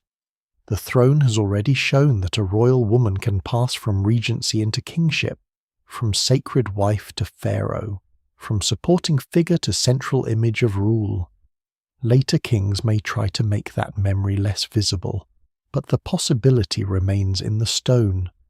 Yet the next great form of queenly authority does not look exactly like Hatshepsut's. It does not require a female ruler to take the full titles of pharaoh. It does not need a false beard, a throne name, or the repeated public claim that a woman is king. Under Amenhotep III, in one of the richest and most dazzling reigns of the New Kingdom, Queen Tiye shows another kind of power influence exercised from beside the throne so visibly, so internationally, and so confidently that she becomes almost inseparable from the golden machinery of empire. Tiye enters the royal story from a background that is important precisely because it is not purely royal. She is the daughter of Yuya and Juyu, a powerful elite couple whose own burial in the Valley of the Kings would later astonish modern excavators with its preservation and wealth. They are not kings, but they stand close to the centre of the court, and their daughter's marriage to Amenhotep III lifts their family into a position of extraordinary prominence. Egyptian kings often marry within royal circles, and royal blood matters deeply, but Tiye's rise shows that political intelligence, elite connection, and court strategy can matter too. One of the surprising details of Amenhotep III's reign is the commemorative scarabs issued for his marriage named Tiye's parents. This is not a small courtesy. It publicly records the ancestry of a queen whose family might otherwise have remained secondary behind the king's divine image. In royal propaganda, names are never casual. Amenhotep III's Egypt is wealthy, self-assured, and elaborately staged. The empire built by earlier 18th dynasty campaigns stretches Egypt's influence into Nubia and the Levant. Gold flows from the south. Diplomatic marriages and gift exchanges connect Egypt with powerful kingdoms of the Near East. Temples expand, statues grow colossal, palaces glitter with painted floors, faience tiles, gardens, pools, and ceremonial spaces designed to make earthly rule feel like divine abundance. This is the world of Malkata, the great palace complex on the west bank at Thebes, where the king celebrates jubilees and surrounds himself with luxury that is also theology. The court is not simply rich, it performs richness as proof that Mat is flourishing. Tiye stands at the heart of that performance. She's not hidden in the background of a private harem fantasy. though later imagination often projects such scenes onto ancient courts. She appears publicly with Amenhotep III in statuary, relief, scarabs, and diplomatic memory. In some monuments, she is represented at impressive scale beside the king, a visual assertion that her presence is part of royal majesty. She is great royal wife, but the title in her case carries unusual force.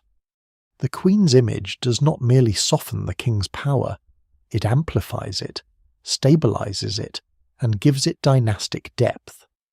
Amenhotep III's kingship is solar, luxurious, and divine. Tiye becomes the queenly counterpart within that radiant order. The solar quality of the reign matters because it foreshadows one of the most dramatic religious shifts in Egyptian history. Amenhotep III increasingly emphasizes his own divine and solar associations, presenting kingship in a form saturated with light, renewal, and godlike presence. He is linked to the sun's power in ways that grow more intense over time. This is not yet the full religious revolution of Akhenaten, but it helps create the atmosphere from which that revolution will emerge. The Aten, the visible disk of the sun, gains prominence before Akhenaten makes it the center of a radical new order.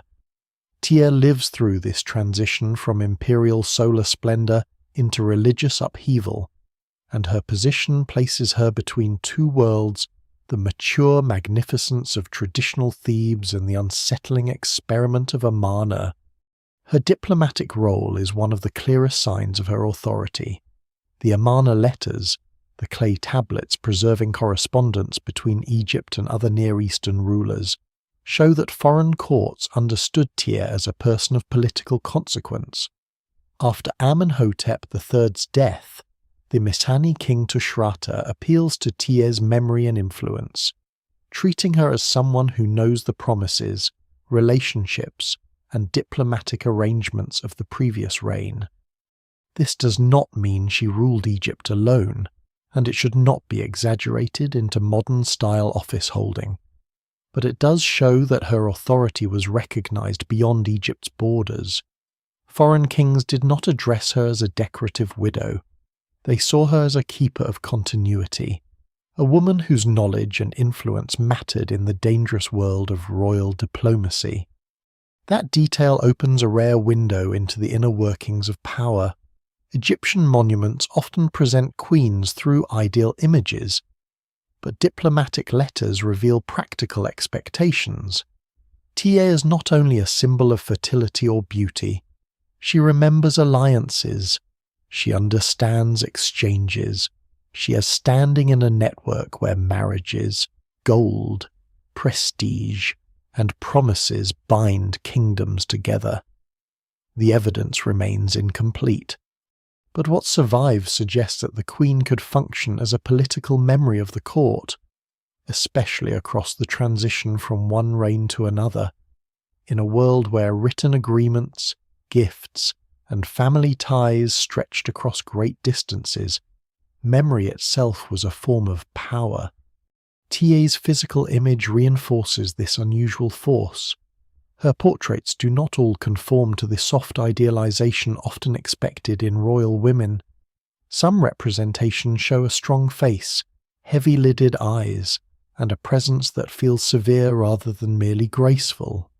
Egyptian art is not portraiture in the modern psychological sense, and scholars still debate how much individual likeness should be read into these images.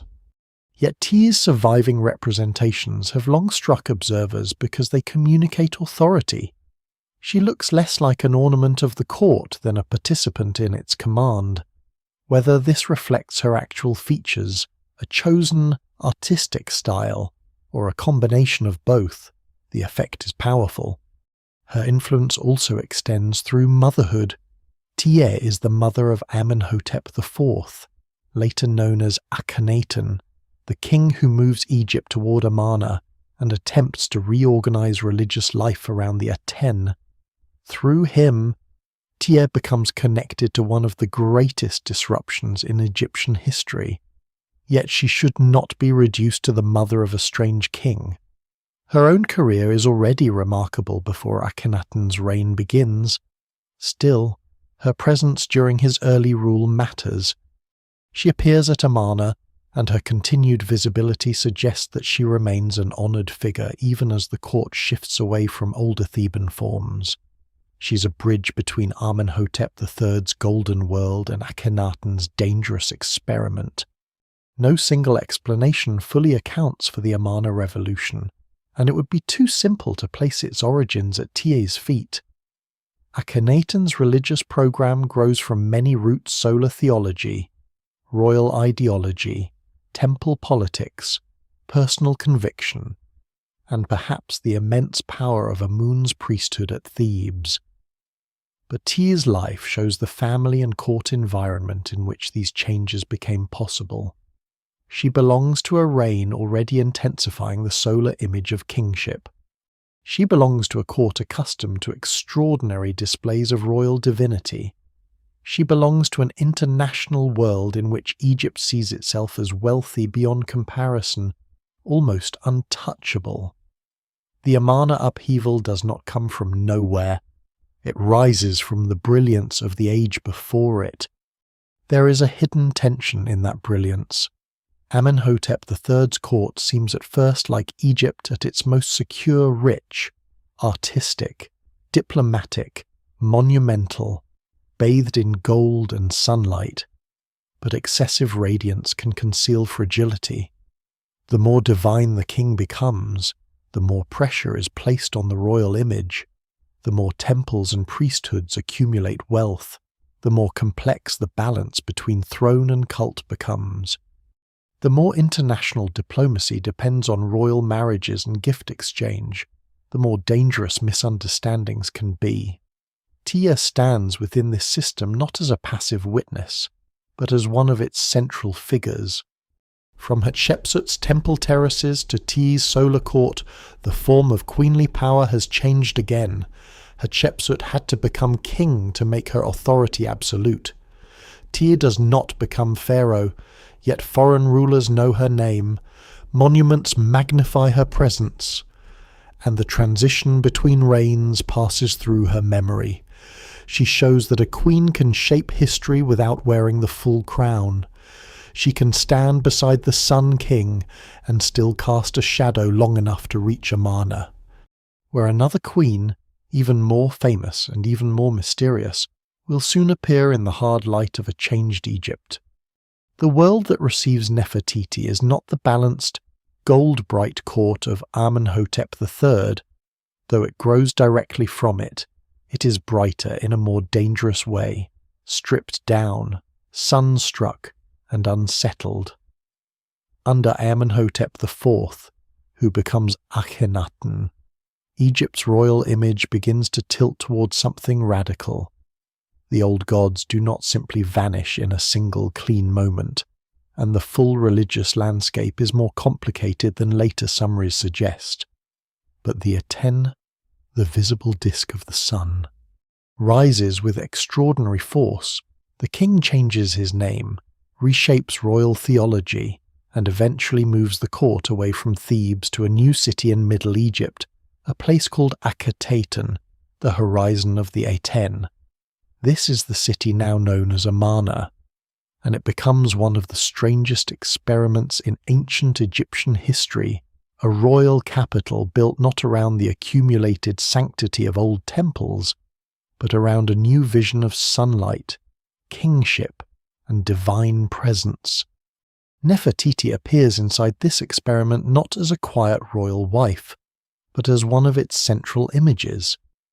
Her name means something like the beautiful one has come, and later history has often trapped her inside that beauty, especially because of the famous painted bust found in the workshop of the sculptor Thutmose.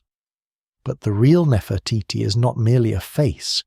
She is a political and religious presence at the heart of Akhenaten's revolution. In Amarna art, she stands with the king beneath the Aten's rays, those long descending hands that end in little signs of life. She offers to the sun disk. She participates in ritual, She appears in intimate family scenes with royal daughters, but also in formal scenes of power.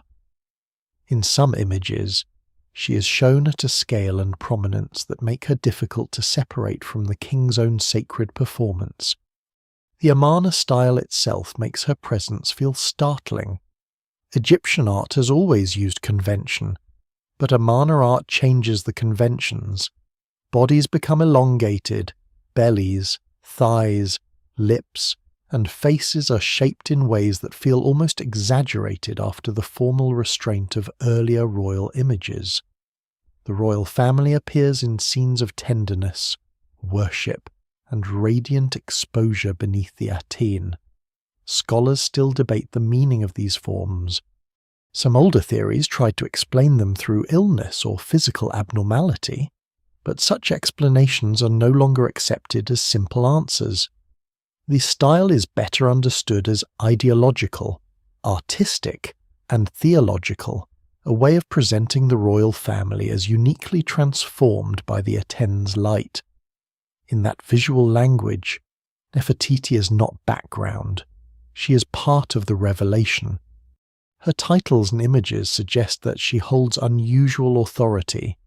She is Great Royal Wife, but like Tiye before her, the title does not capture the full force of her visibility. Nefertiti appears performing offerings in ways that earlier queens do not commonly do with such prominence. She is shown in some scenes smiting enemies, a role typically associated with pharaoh. The evidence remains incomplete, and scholars disagree over how to interpret every image. But the pattern is unmistakable. Nefertiti's public role in Amarna ideology is elevated beyond ordinary queenship. She and Akhenaten form a royal pair through whom the Atene's life-giving power reaches Egypt. The god gives life to the king and queen, and through them, order is supposed to flow into the world. This is one of the most striking differences between Nefertiti and Hatshepsut. Hatshepsut enters the old grammar of kingship and makes it apply to her. Nefertiti stands inside a changed grammar, where the royal couple itself becomes the essential focus of worship. Akhenaten's religious program reduces access to the divine in a way that magnifies the king's role, and Nefertiti's role beside him becomes correspondingly more significant.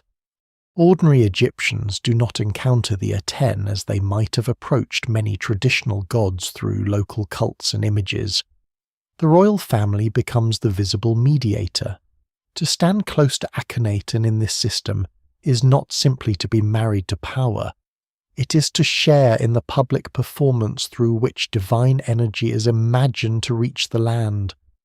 Yet this very prominence makes Nefertiti harder to understand.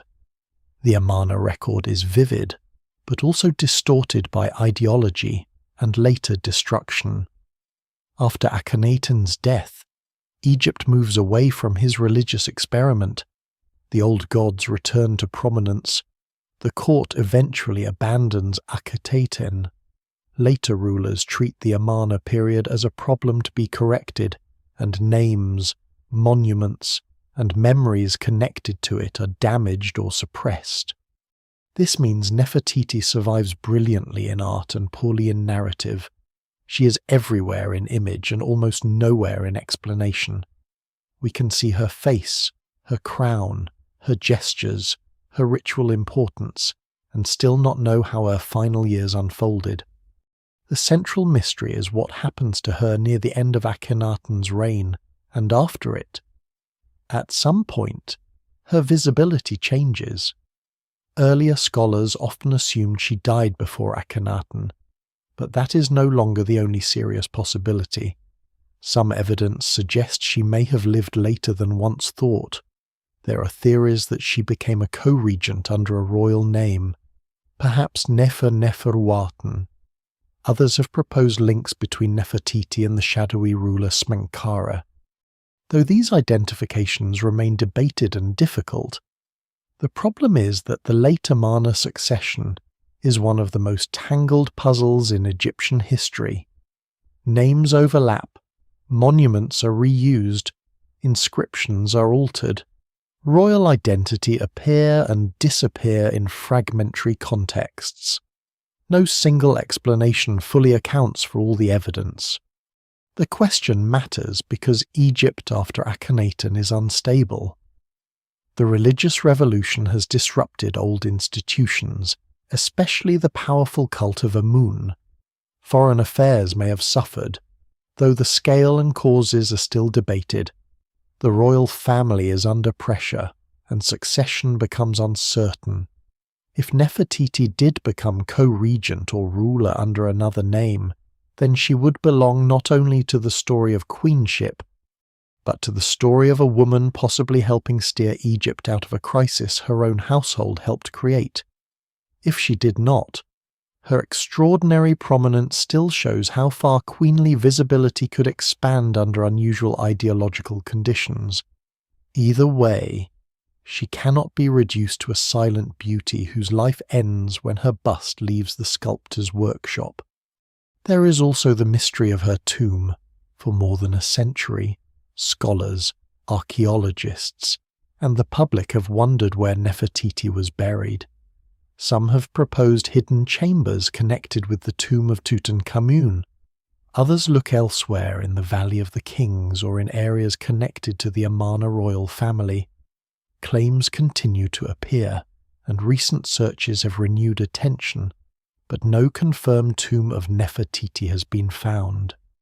This must be said clearly because the hunger for discovery often outruns the evidence.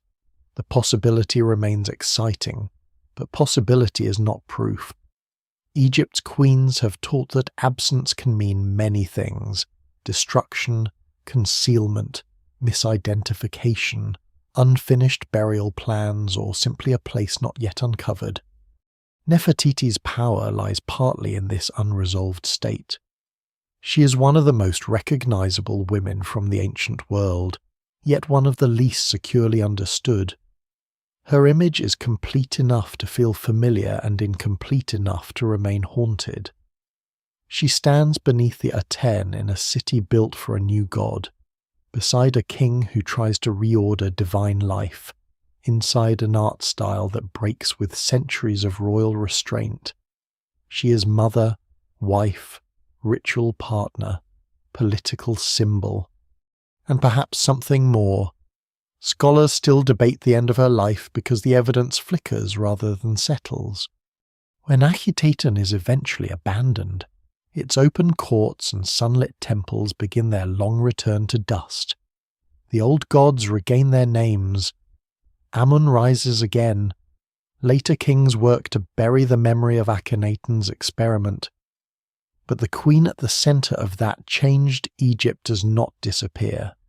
She survives in fragments from a failed city, in a face that became modern mythology, in damaged inscriptions, in theories of hidden chambers, and in the uncomfortable fact that Amarna's religious revolution cannot be told without her. Nefertiti remains suspended in the hard light of the Aten, brilliantly visible, historically elusive, and powerful precisely because so much about her still refuses to come fully into view. After the hard light of Amarna fades, Egypt does not simply return to normal. The old gods come back, the name of Amun rises again, and the abandoned city of Akhenaten begins its slow transformation from royal capital into archaeological ruin. But the wound left by Akhenaten's experiment remains deep. Religious change can be announced by decree. Recovery takes longer. Temples must be restored, priesthoods reassured, images repaired, names adjusted, loyalties redirected, and the royal family itself reinterpreted. The court cannot pretend that nothing happened, because too many monuments, officials, and memories are tied to the Aten. Yet it also cannot allow the Amarna revolution to remain the center of Egypt's identity. Somewhere inside this uncertain restoration stands Ankhesenamun, a queen whose life is caught in the narrow passage between a failed religious vision and the end of a dynasty. She is born into the Amarna world as one of the daughters of Akhenaten and Nefertiti, and her early identity is shaped by the Aten's radiant ideology. Her name originally belongs to that religious atmosphere, before the restoration of Amun changes the language of the royal house. Like other members of her family, she becomes part of a political transformation written directly into names. Names in Egypt are never light things. To change a name is to change the divine relationship that sustains a person's place in the world. When the royal family turns back toward Amun, the change is not merely personal piety. It is state policy made intimate, theology carried on the body of the queen. Ankhesenamun becomes closely associated with Tutankhamun, the young king whose burial would one day become the most famous archaeological discovery in Egypt.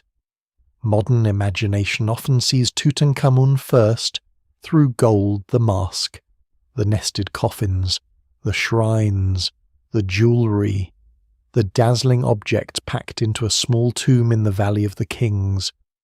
But in his own time, Tutankhamun is not famous as a treasure. He is a restoration king, a royal figure through whom Egypt attempts to step away from Amarna and return to older forms of order. His reign is short, and much of the political weight behind it likely rests with powerful officials, priests, and military figures.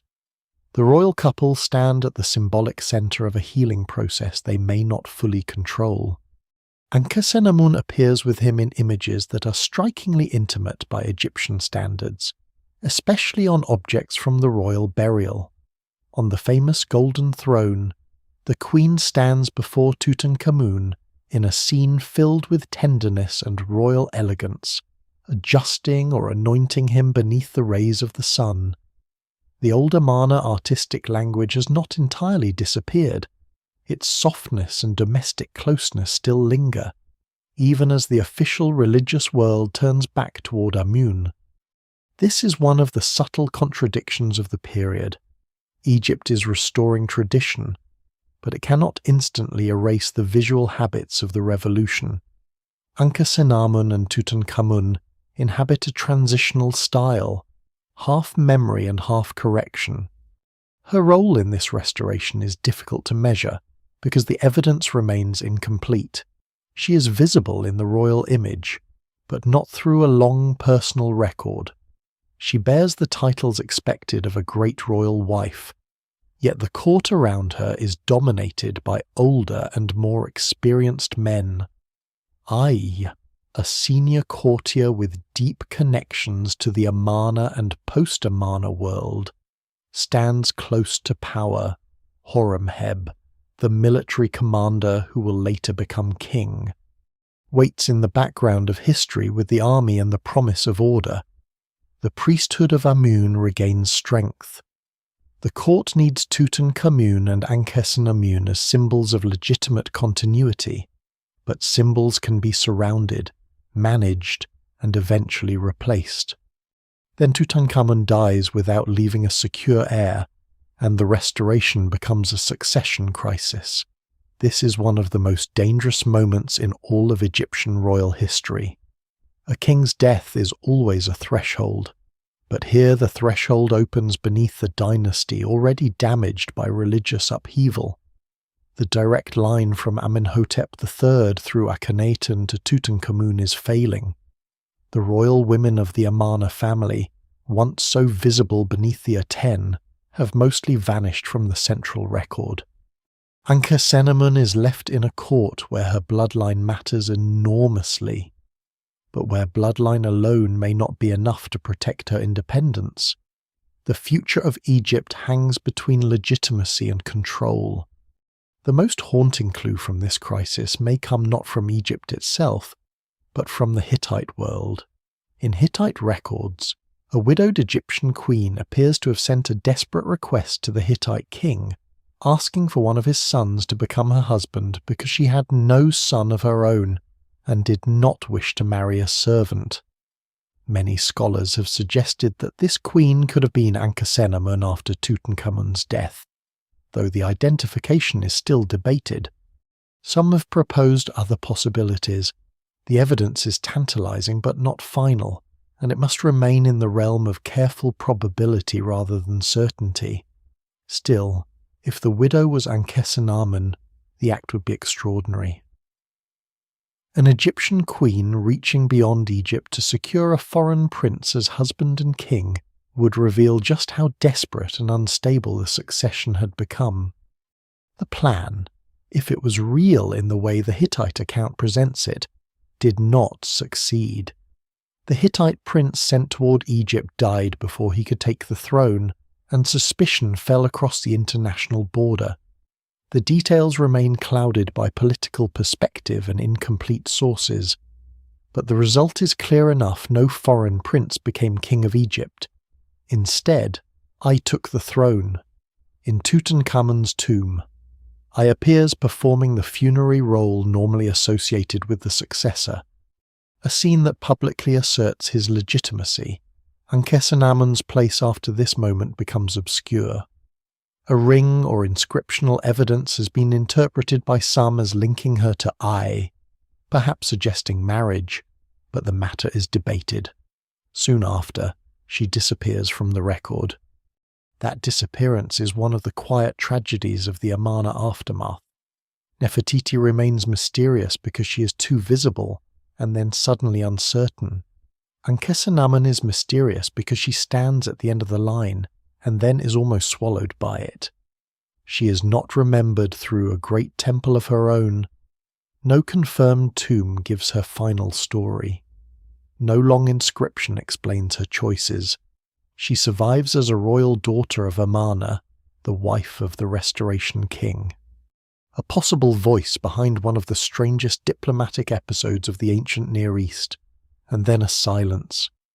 Her silence tells us something important about queenship.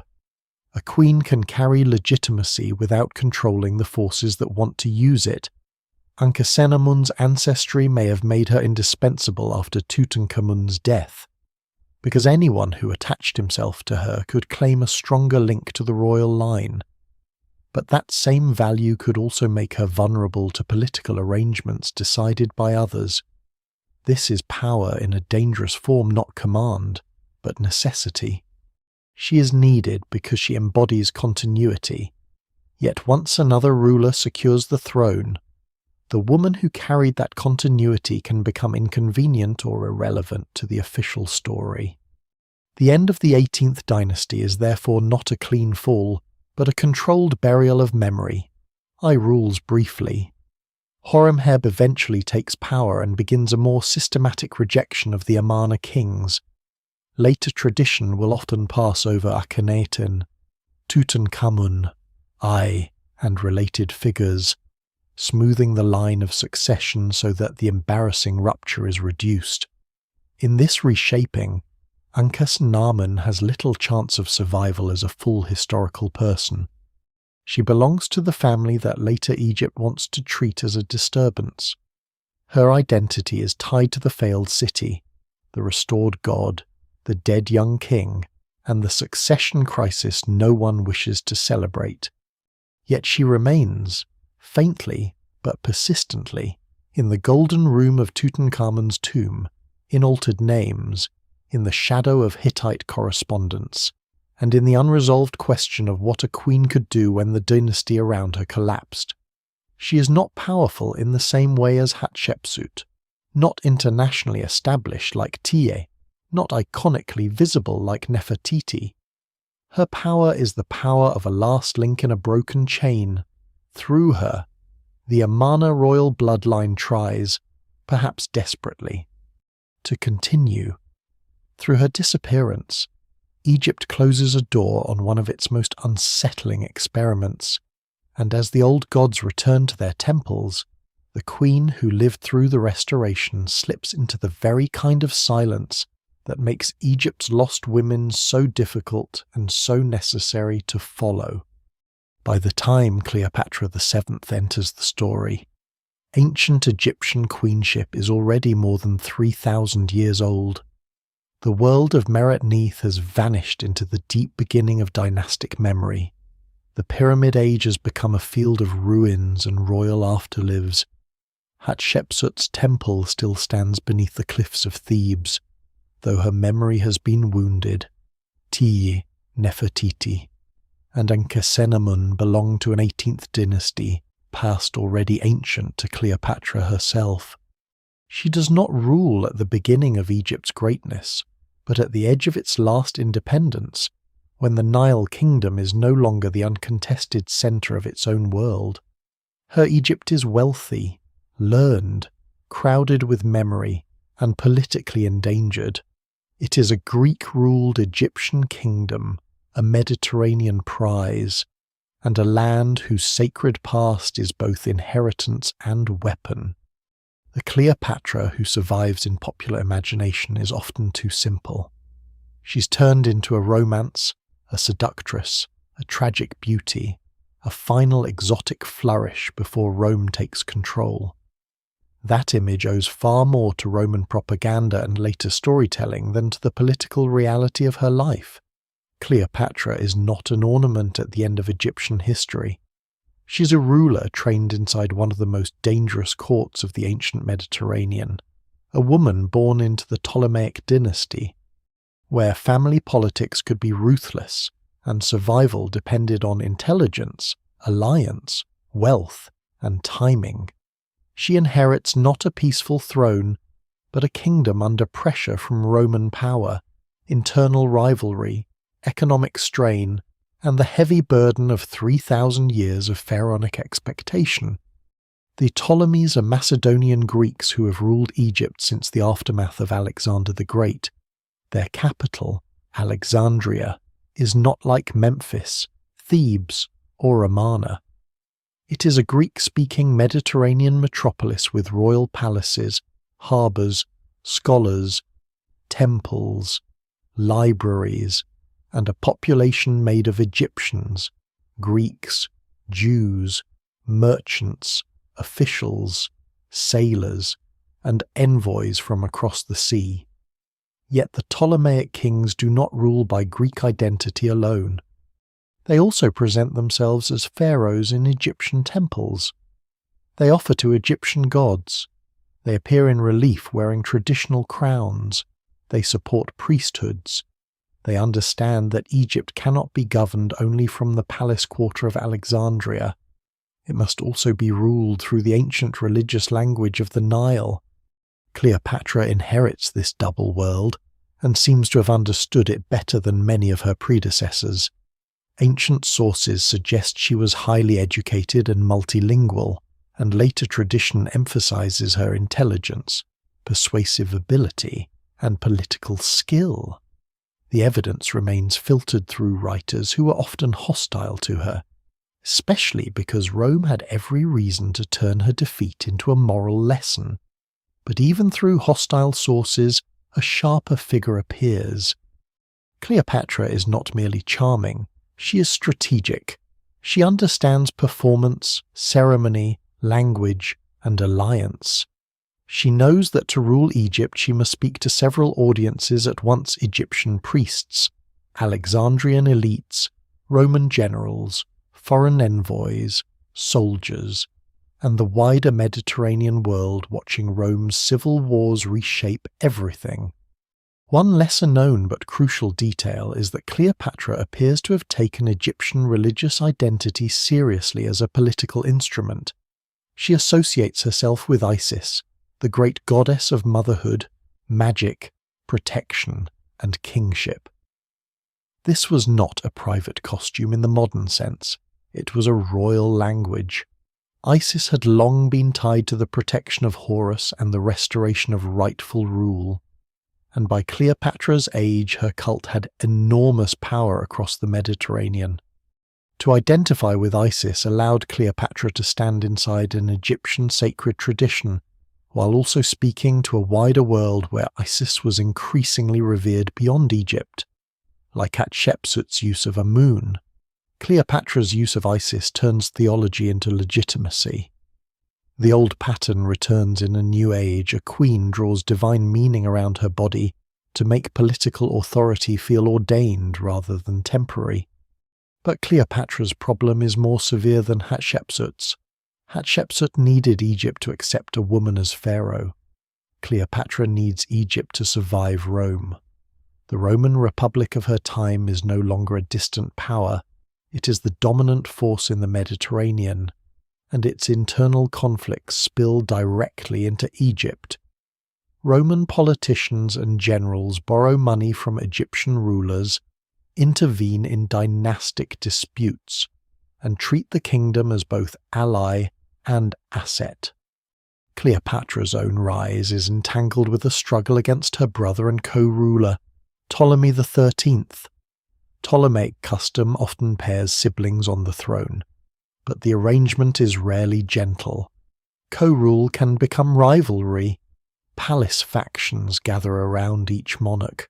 Advisors, generals, and foreign patrons decide which royal name they prefer. In such a court, bloodline does not guarantee safety. Cleopatra's alliance with Julius Caesar must be understood inside this struggle.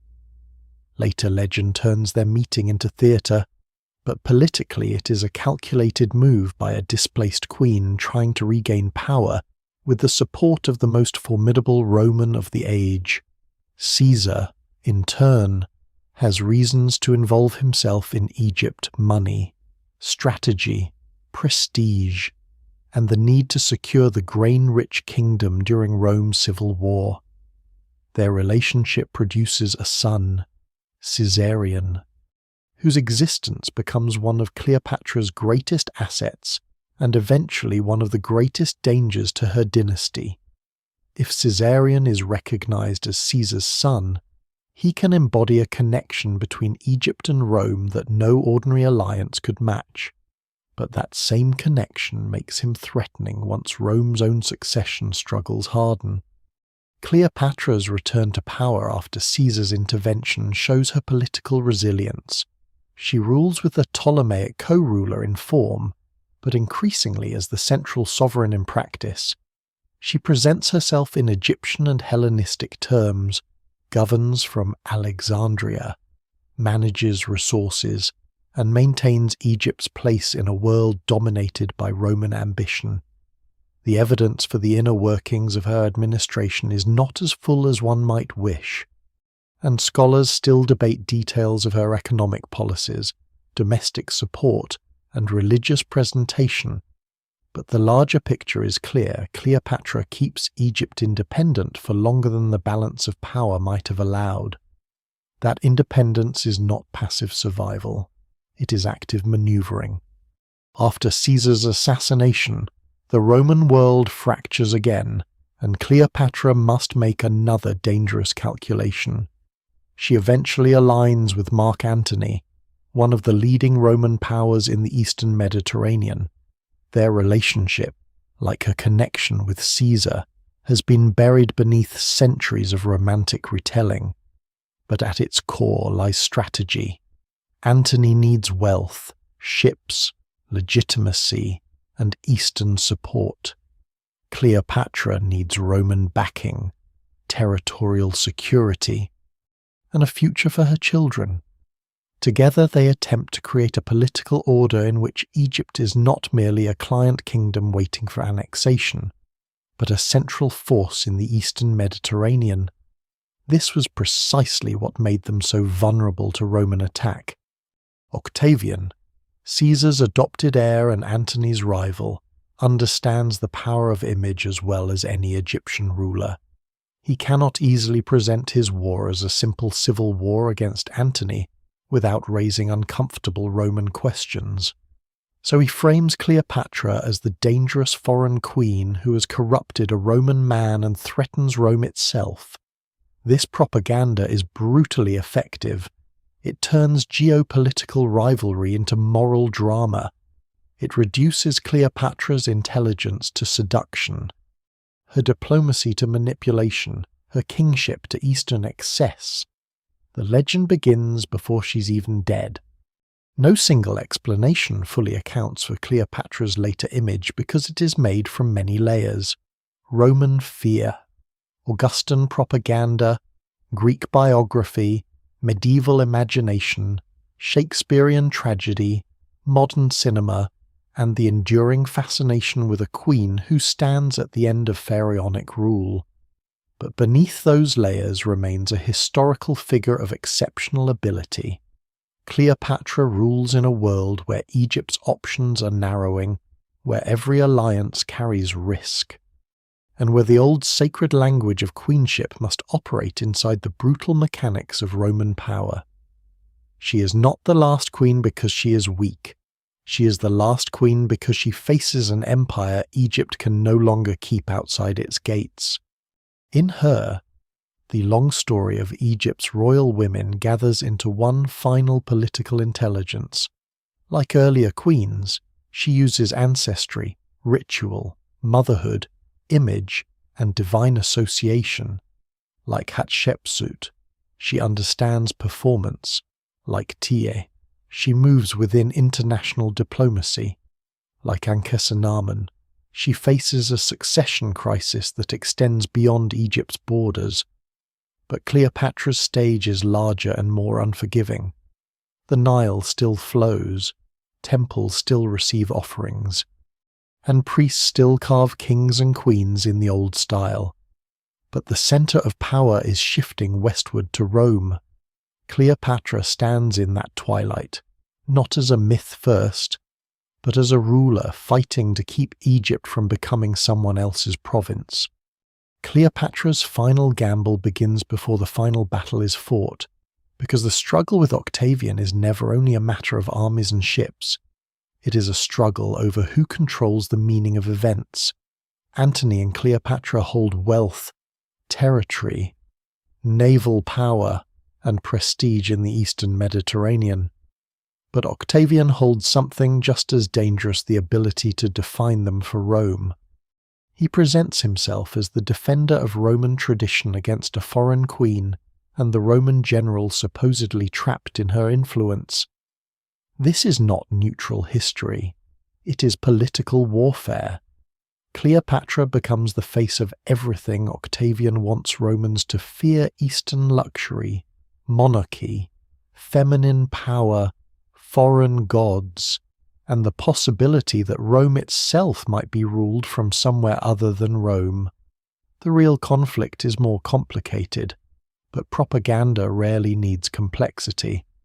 It needs an image sharp enough to wound. Antony and Cleopatra try to answer with their own political vision. In Alexandria, they stage royal ceremonies that present a future in which their children hold territories across the eastern Mediterranean. These so-called donations of Alexandria are often remembered as a catastrophic political mistake, because they give Octavian material to use against Antony. Yet from Cleopatra's perspective, they also reveal ambition and strategy.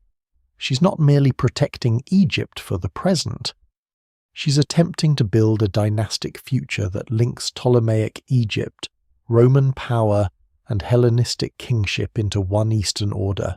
Caesarion, her son by Julius Caesar, is central to that dream. If he can be presented as Caesar's true heir, then Octavian's claim becomes less secure. This is one of the most dangerous truths in Cleopatra's world. A child's bloodline can become a weapon in adult politics. The historical record around these claims is shaped by hostile sources, and scholars still debate how Cleopatra intended each title and ceremony to function. But the political threat was real enough for Octavian to take it seriously. The war moves toward its decisive point at Actium in 31 BC, off the western coast of Greece.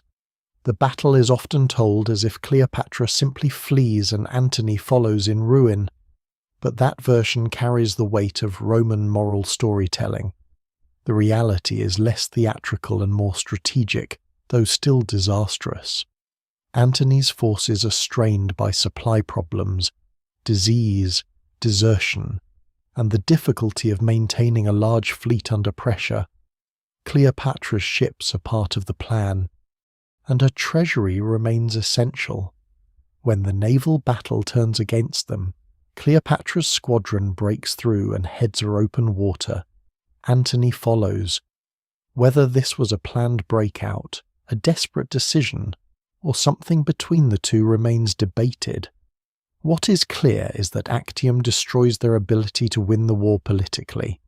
Even if part of the fleet escapes, the image of defeat cannot be escaped. After Actium, the Eastern world begins to peel away from Antony and Cleopatra. Allies reconsider their loyalties. Cities and rulers look toward Octavian because survival often belongs to those who recognize the winner early.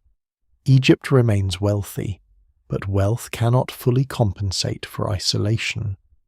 Cleopatra returns to Alexandria, where the old capital becomes both palace and trap. She still has resources, she still has intelligence. She still has the aura of Egyptian kingship and the sacred language of Isis. But the Roman machine is closing in, and Octavian knows he does not need only to defeat her, he needs to possess the meaning of her defeat.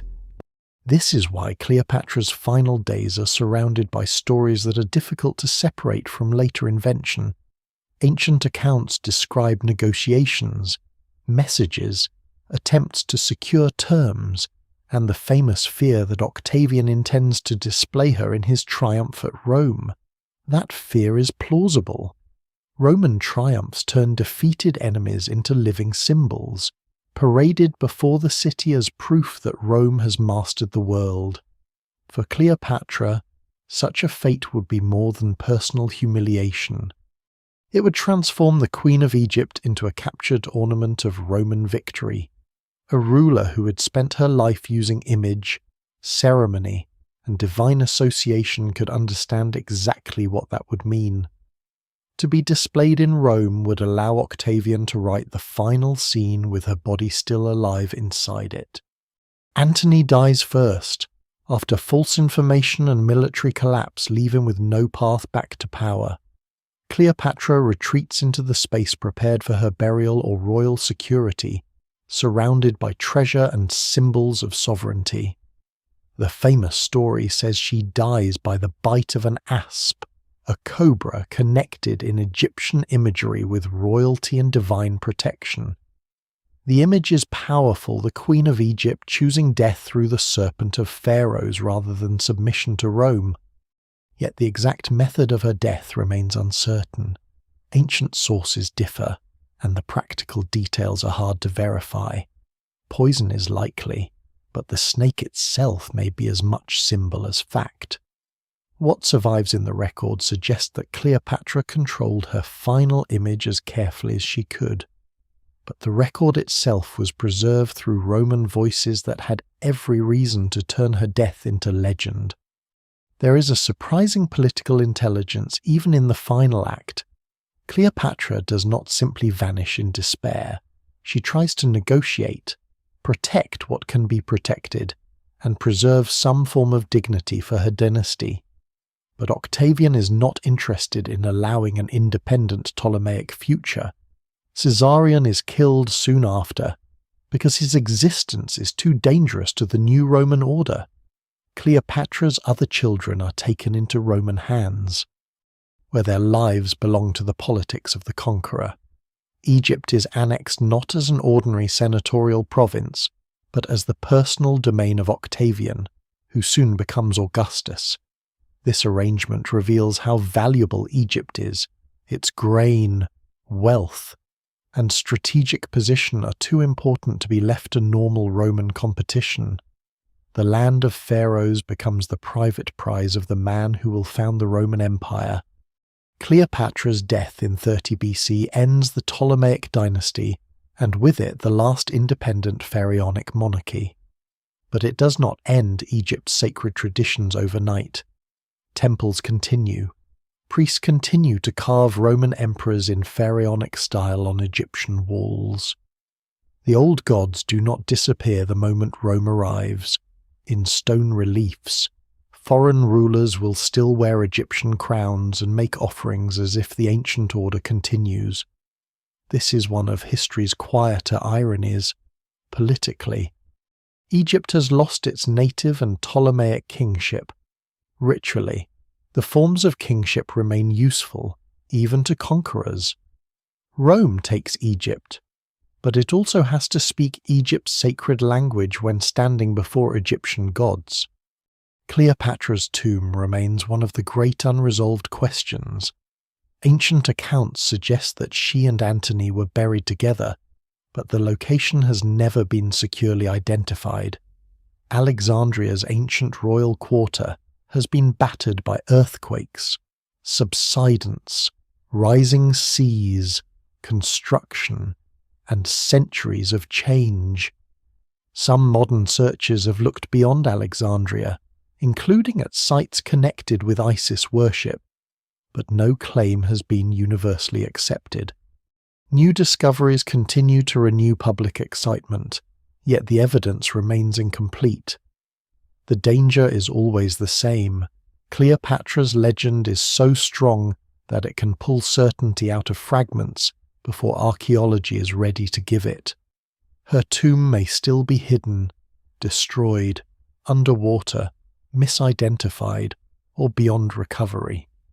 The last queen's gamble fails in military terms.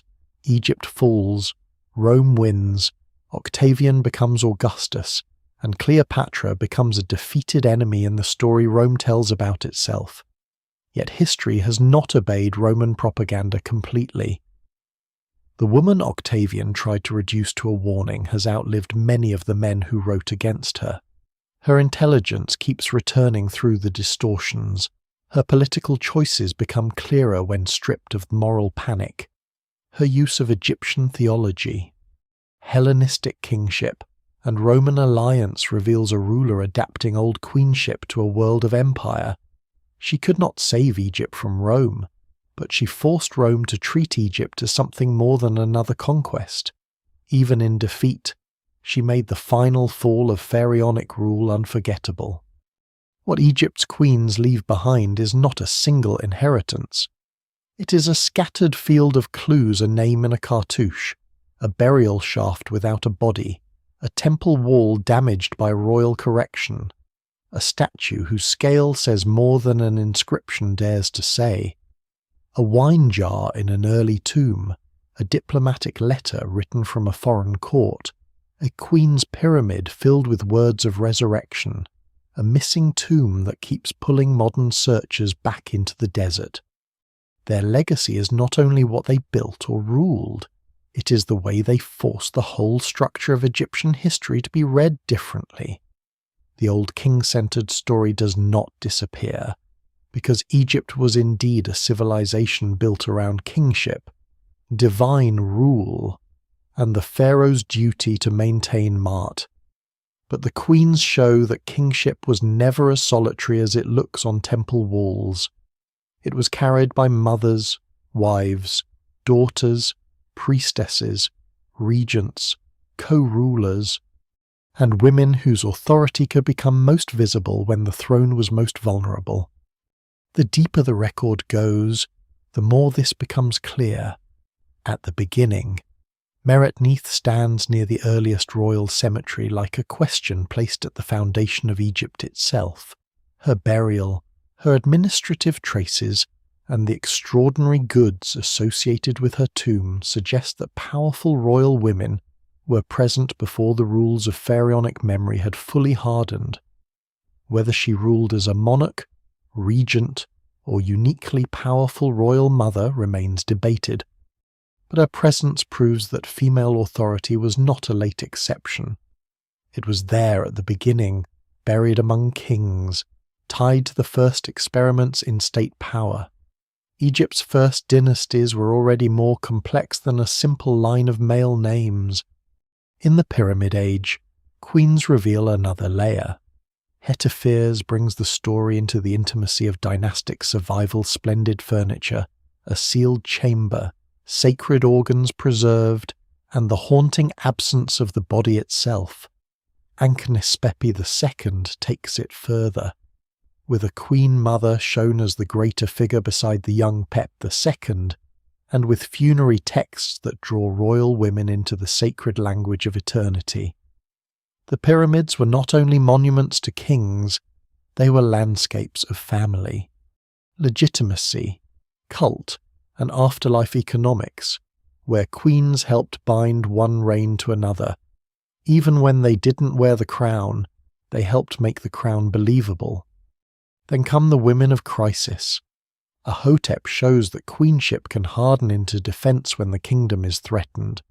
Hatshepsut proves that a royal woman, under rare conditions, can cross the boundary and become pharaoh, using the old visual and sacred language of kingship so skillfully that later rulers had to attack her memory rather than ignore it. Tiye shows a different kind of power, one that does not require becoming king. She stands beside Amenhotep III in a court of gold. Diplomacy, solar theology, and imperial confidence, and foreign rulers understand that her voice matters. Nefertiti appears in the strange light of Amarna, not only as beauty but as a ritual partner in one of Egypt's most radical religious experiments. Ankhesenamun stands at the end of that experiment, carrying the fragile bloodline of a damaged dynasty into a succession crisis that may have reached as far as the Hittite court. Cleopatra VII gathers all these patterns into the final age. She uses ancestry, divine association, motherhood, diplomacy, language, spectacle, and political calculation in a world where Egypt's old tools must face Rome's rising empire. Her defeat has often been told as romance or moral warning, but beneath the legend is the hard reality of a ruler trying to preserve independence against a power too large to resist forever. With her death, pharaonic monarchy ends. Yet Egyptian sacred kingship continues in strange afterlife. Roman emperors appear on temple walls in Egyptian crowns. The forms survive after the sovereignty is gone. This, too, is part of the Queen's legacy. The symbols outlive the world that created them. Modern archaeology keeps changing the shape of that legacy. New discoveries do not usually arrive as complete answers. More often, they come as fragments, temple blocks, foundation deposits, inscriptions, shafts, ceilings, statues, broken faces, jars, and reused stones. Recent finds connected with Hatshepsut's temple landscape remind us that even a famous ruler can still have hidden architectural chapters beneath the ground.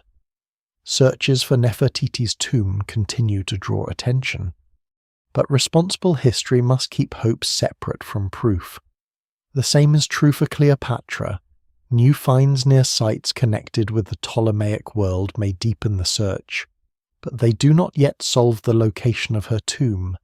Egypt is generous with clues and cruel with certainty. The late queens and priestly women of Egypt complicate the picture even further. Some royal women of later periods seem to vanish because the evidence is scattered. Foreign dynasties reshape authority, and temple offices become as important as palace titles. The divine wives of Amun show that female power could move through sacred institutions as much as through marriage to a king. Their authority was not always the kind that modern viewers expect to find, so it has often been overlooked. To follow Egypt's queens properly, one must stop asking only who sat on the throne and begin asking who made the throne possible, who protected its continuity, who controlled ritual access, who carried bloodlines, who negotiated memory, and who later became inconvenient to remember. There is no single explanation for why some queens shine and others nearly disappear. Some were erased by political choice. Some were hidden by the habits of ancient record-keeping. Some were buried in places still undiscovered. Some were lost to tomb robbers, reused stone, water, fire, settlement, and time. Some were diminished by modern storytelling, reduced to beauty, romance, or mystery when their real importance was administrative, theological, or diplomatic. What survives in the record suggests not a hidden matriarchy, not a reversal of Egyptian kingship, but something more historically interesting, a civilization where women of the royal house could become indispensable to legitimacy, and where that indispensability sometimes gave them extraordinary power. So the queens leave behind a warning about history itself. The past is not only what was written most loudly, it is also what was scratched away, buried under later walls, misread as decoration, or dismissed because it did not fit the expected shape of power. Egypt's queens ask to be read through scale, placement, silence, damage, and survival. They ask us to look at a broken statue and see not only loss, but struggle. They ask us to look at a missing tomb and see not only absence, but the unfinished work of memory. And across 5,000 years, from the first royal cemeteries to the fall of Alexandria, they remain what they always were, not shadows behind pharaohs, but part of the structure that allowed pharaohs to exist at all. The Nile keeps flowing past the ruins, indifferent and faithful at once. It passes fields, villages, temples, empty tombs, crowded cities, and places where names have not been spoken aloud for thousands of years. The queens are no longer there in flesh, no longer moving through palace corridors, temple courts, desert processions, or rooms bright with painted walls. Yet something of them remains in the stubborn materials Egypt trusted with eternity. Stone keeps the curve of a crown. Gold keeps the outline of a hand. Clay keeps the pressure of a seal. A broken inscription keeps enough of a name from memory to begin again. Their stories do not end neatly, because ancient lives rarely do. Meret-Neith remains partly question, partly foundation. Hetepheres remains a burial with a missing centre. Hatshepsut remains both king and scar. Nefertiti remains a face full of light and an ending still unresolved. Ankhesenamun remains the last fragile thread of a damaged royal house. Cleopatra remains the final sovereign whose defeat became legend before it could become fair history. Around them stand many others, less famous but no less necessary. Women whose titles, tombs, and fragments still wait for patient eyes. Time has not preserved them kindly, but it has not erased them completely. That is the quiet miracle. A civilization that tried so hard to master eternity left behind enough uncertainty to keep asking questions. The queens of Egypt survive not as complete biographies, but as presences. They stand at the edge of what is known, where archaeology meets imagination and caution holds back myth. They remind us that power is not always where the largest monument points. Sometimes it is in the mother who steadies a child king, the priestess who holds a city's sacred authority, the wife whose diplomatic memory outlives a king, the ruler whose name was cut away because it mattered too much. As the desert cools and the last light settles on the temple stones, the queens seem to return to silence. But it is not the silence of emptiness. It is the silence of sealed chambers, buried foundations, unread fragments, and stories still waiting under sand. Egypt's kings built for forever, its queens, even when hidden, helped make forever possible. And somewhere beyond the river, beyond the ruined walls and the long shadows of statues, their names continue to hover in the dusk. Fragile as breath, enduring as stone,